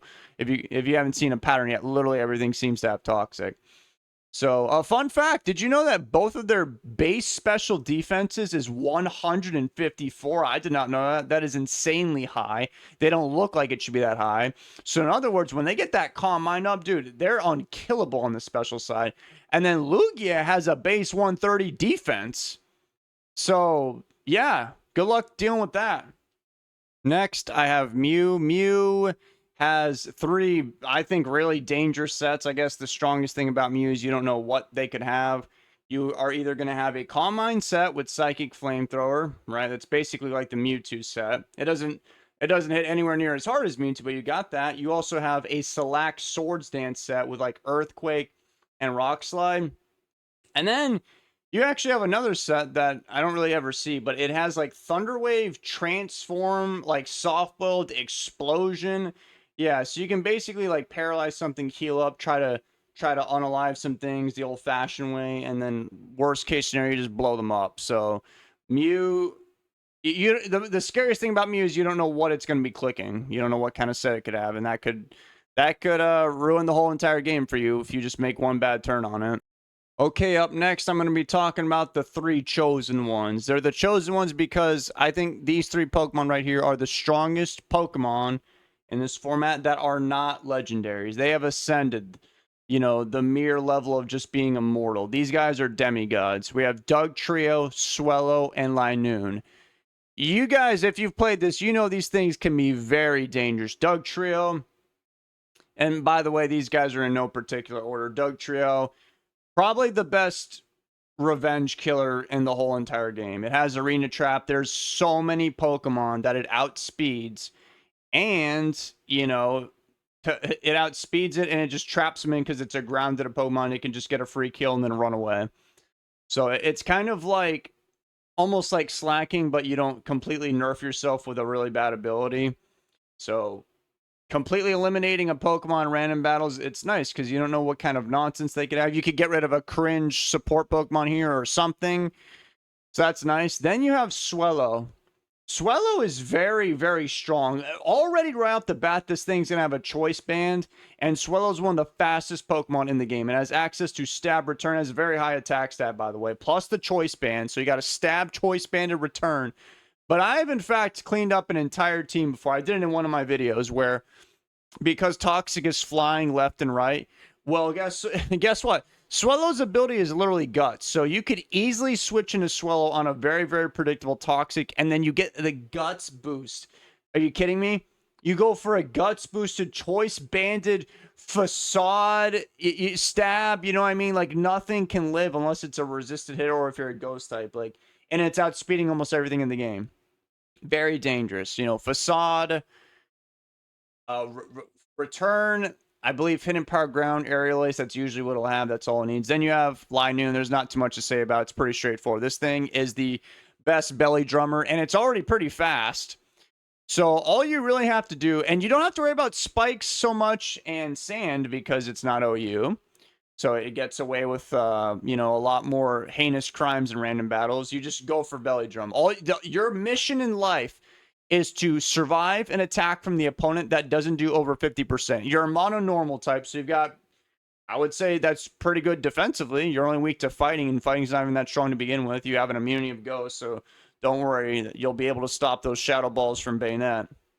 You know what I mean? Like, you literally get one good turn with this thing and then you just win the battle with your little silk scarf, extreme speed, stab, quadruple attack. It's ridiculous. It's so strong. Uh, I guess it doesn't always guarantee that you will win, but even if you can't get the belly drum off, you still have this nice extreme speed and just damage output, and it's already fast normally. That's very, very good. All three of these Pokemon are fast. All three of them hit insanely hard. They all fulfill different roles, but they all do a lot of damage. Up next, I'm going to put Suicune, Raikou, and Entei in that order.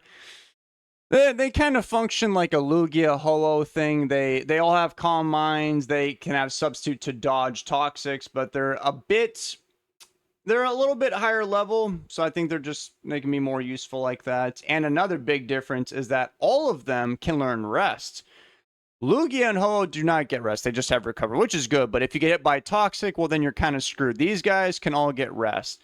Now, Suicune, I would say, is the best of the three because it has two sets. They both have Rest. These guys, they could have Rest. They could have Substitute as well, which can be good as well. It has its moments, but yeah, I mean, either one is fine. It's just the fact that the like Substitute can be even better than Rest, but you just having Rest means, well, okay, well, I can no longer poison you, so that's completely out of the picture. And then they can set up on you, Calm Mind up a million times, you're just kind of cooked. Entei is a million times better in random battles than OU. And OU, you've got to deal with a million offensive water types. You've got Suicune, obviously, Doug Trio, Sandstorm Spikes. You don't really it's not really that strong of a special attacker. It's slower. But in random battles, it's level 78. And because you're up against, 200 Pokemon, you have a much, much better landscape of better matchups. And you're higher level than Raikou and Suicune as well. Suicune and Raikou is not too much to talk about. It's the same exact sets that they have in OU, except, well, I guess Raikou doesn't really ever run Rest Sleep Talk, but it does here. But yeah, Calm Mind, Substitute. All of them have Calm Mind. All of them have a stab attack and then some coverage. So Flamethrower, Hidden Power Grass for Entei, HP Ice Thunderbolt for Raikou, and then Ice Beam and Surf for Suicune. So that's roughly how I would order those three. Next, we have Deoxys. Deoxys, I only have one image of Deoxys. Obviously, it has different forms, so I'll just have to talk about them right now. But they're all insanely good. It's Deoxys. We all know this. Deoxys usually finds itself being an insanely it's basically the strongest Pokemon out the gate in the game in terms of just doing damage, just right off the bat. It has like Psycho Boost, that's a base 140 power move plus stab. It has superpower. It has a white herb to cure the stats. And you even have the defensive Deoxys, which can, set up spikes, toxic, recover, all that nonsense. So, although if I had to tell you which one is the strongest, in my personal opinion, I think it's Deoxys Attack. I would rather have most of the investment into Attack in this generation. Deoxys Attack, dude, it is so much, because it's only Gen 3, you know what I mean? It was so ahead of its time. Deoxys Attack is way, way faster than almost every Pokemon. You don't really need Deoxys Speed. Deoxys Speed is one of the few Pokemon that's faster than the attack version. I would rather just do as much damage, just kill something, switch out after the stat boost, and then just do that. It is the best. It's basically like Slacking, but without the Truant ability. Instead of Truant, it just gets its stats dropped from like Superpower or Psycho Boost. I believe it even has Extreme Speed. It just does a bunch of damage. It's pretty straightforward. Up next is Mewtwo. I think the only Pokemon in the entire game that has a higher base special attack than Mewtwo is Deoxys Attack. Deoxys Attack has 180, Mewtwo has 154. But the thing is, when you click Psycho Boost with Deoxys Attack, which by the way could miss, isn't that lovely? Well, you cut your special attack in half, so now it's like 90, right? But Mewtwo, on the other hand, it gets Calm Mind, so your 154 special attack, it turns into more like 231. That's pretty much what Mewtwo is always going to do if it has the chance. And if you're like, we've talked about a lot of Calm Minders up to this point. Dude, if you're a Calm Minder, you're not going to be able to defeat Mewtwo. Its special attack is just way too crazy high. And its special defense, if you don't even have Calm Mind and you're trying to hit this thing with special attacks, it's not going to work because it's going to have some Calm Minds up.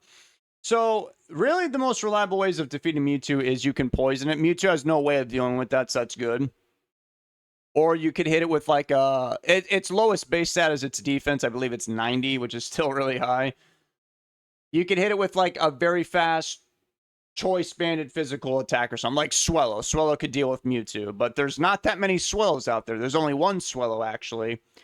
So you're kind of going to need like one of these toxic guys down here. And even then Mewtwo could have a Calm Mind or something up and it could one-shot your Dust Tox.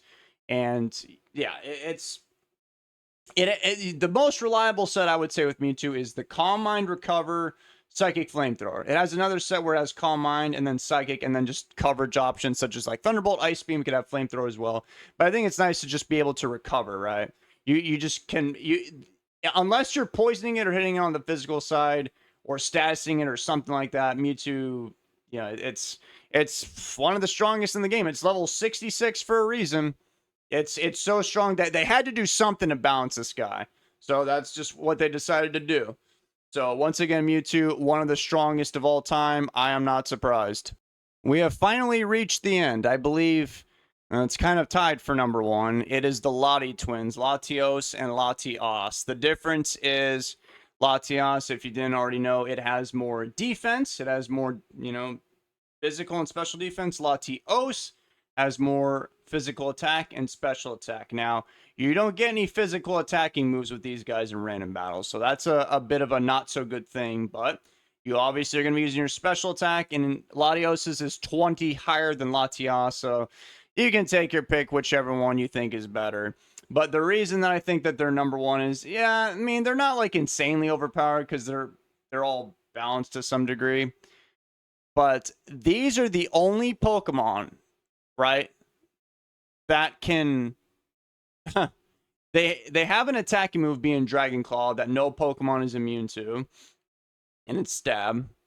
And they have Recover, right? There's only so many Pokemon that can do that. And they have Refresh so they can heal themselves, kind of like some of these cringe lords down here. But the difference is these guys also have Calm Mind, so they can heal. They can heal their HP, they can heal their status, and set up. And then they have a pretty good stab move, which covers basically the whole entire game. That's why I think they're the best. They're just the most consistent ones. They don't always shine, but yes, they have such a good moveset. And it kind of, they're sort of weak in the same sense Mewtwo is, where they are a bit physically defensively on the weaker side. You can't set up with that. When you hit the ground running, you already they have Soul Dew. So if you don't know what that does, that is a 50% boost to their special attack and special defense right off the bat. You have a free Calm Mind. So it's good and bad because you have a free Calm Mind, albeit you're nerfed. You're like level 66, I believe. But, I mean, your special attack and special defense, it's high. You give up leftovers, but, you've got Recover and Refresh. So I've just seen these things where I see the opponent have one, it hits the field, and I just look at my team and I'm like, oh, I lost. Okay, start up the next battle. The one saving grace is sometimes they might not have a really good set. Well, actually, it's situational, but instead of having, like, let's say Refresh, let's say they have Recover and Calm Mind, they might have Dragon Claw and Psychic or what have you. So, then you could poison them, but that doesn't really make me feel better fighting them. I don't want to send in some random weak Pokemon and just try to go for a Toxic just to find out that this guy has Refresh. So that always kind of keeps me anxious. But, as we all know, I have no idea what I'm talking about. This is all just my opinion. There's so many Pokemon. There's 216 of these things just smashed together like a painting by a kindergartner. There's just so many random colors together in one little frame, and you can't see them. They're so tiny, but here's all 216 of them. I wanted to show you this little screenshot basically because I know a bunch of people they're not going to watch the video. They're just going to cut to the very end to see my thoughts and then critique it from there. I'm fully aware of that. This video took me a long time to make, if you couldn't tell. And I know it doesn't have a bunch of crazy flashy edits because, well, I'm not a massive YouTuber or anything like that, so I don't have this crazy powerful editing team. It's just like, me. So there you go. I did my best. Here's the thing. I hope you enjoyed me ranting about all these Pokemon. Pretty sure this video is going to be at least a couple hours long. And I greatly appreciate you watching it, whether you cut to the end or watch the whole entire thing. If you actually watch the entire thing, that's honestly incredible. I personally don't think a single person that's listening to me right now watched this whole entire video. That's my prediction. I would glad to be wrong, but I feel like every single person just cut here because it's just so long. It's such a long video. This might be the longest video. This might be longer than the Generation 1 random battle tier list. But here you go, Generation 3 random battles tier list. This is my general look. I can't make it perfect. You know, there's so many Pokemon. There's so much randomness. There's so many different sets. But this is an overall feel of how I see it. Like, this is, you know, oh, I got Unknown. Yep, we're cooked. I have Latios. Okay, it's time to do the cooking. So, there you go. I hope you guys enjoyed this video. It took a lot out of me. It really did. And I don't know what the next tier list will be, although I have an idea. So show your support to this video in some way, shape, or form, whether it be liking, subbing, commenting. I'm sure I'm going to get a lot of those 3 things. Whatever you got to do. And I will see you guys later. Take care, everyone. Bye-bye. Here, maybe this will help you guys out. This is the bottom half of the tier list. You can just pause the video if you need to. If you're even still here, I doubt any of you are still here, but if you're here, you can pause it. That's the bottom half from F tier to B tier. So from pretty stinky to pretty solid, and here is the top overpowered half of tier list. So, what did we learn today in this video, guys? I hate Blissey. All right, this time the video's ending for real. Take care.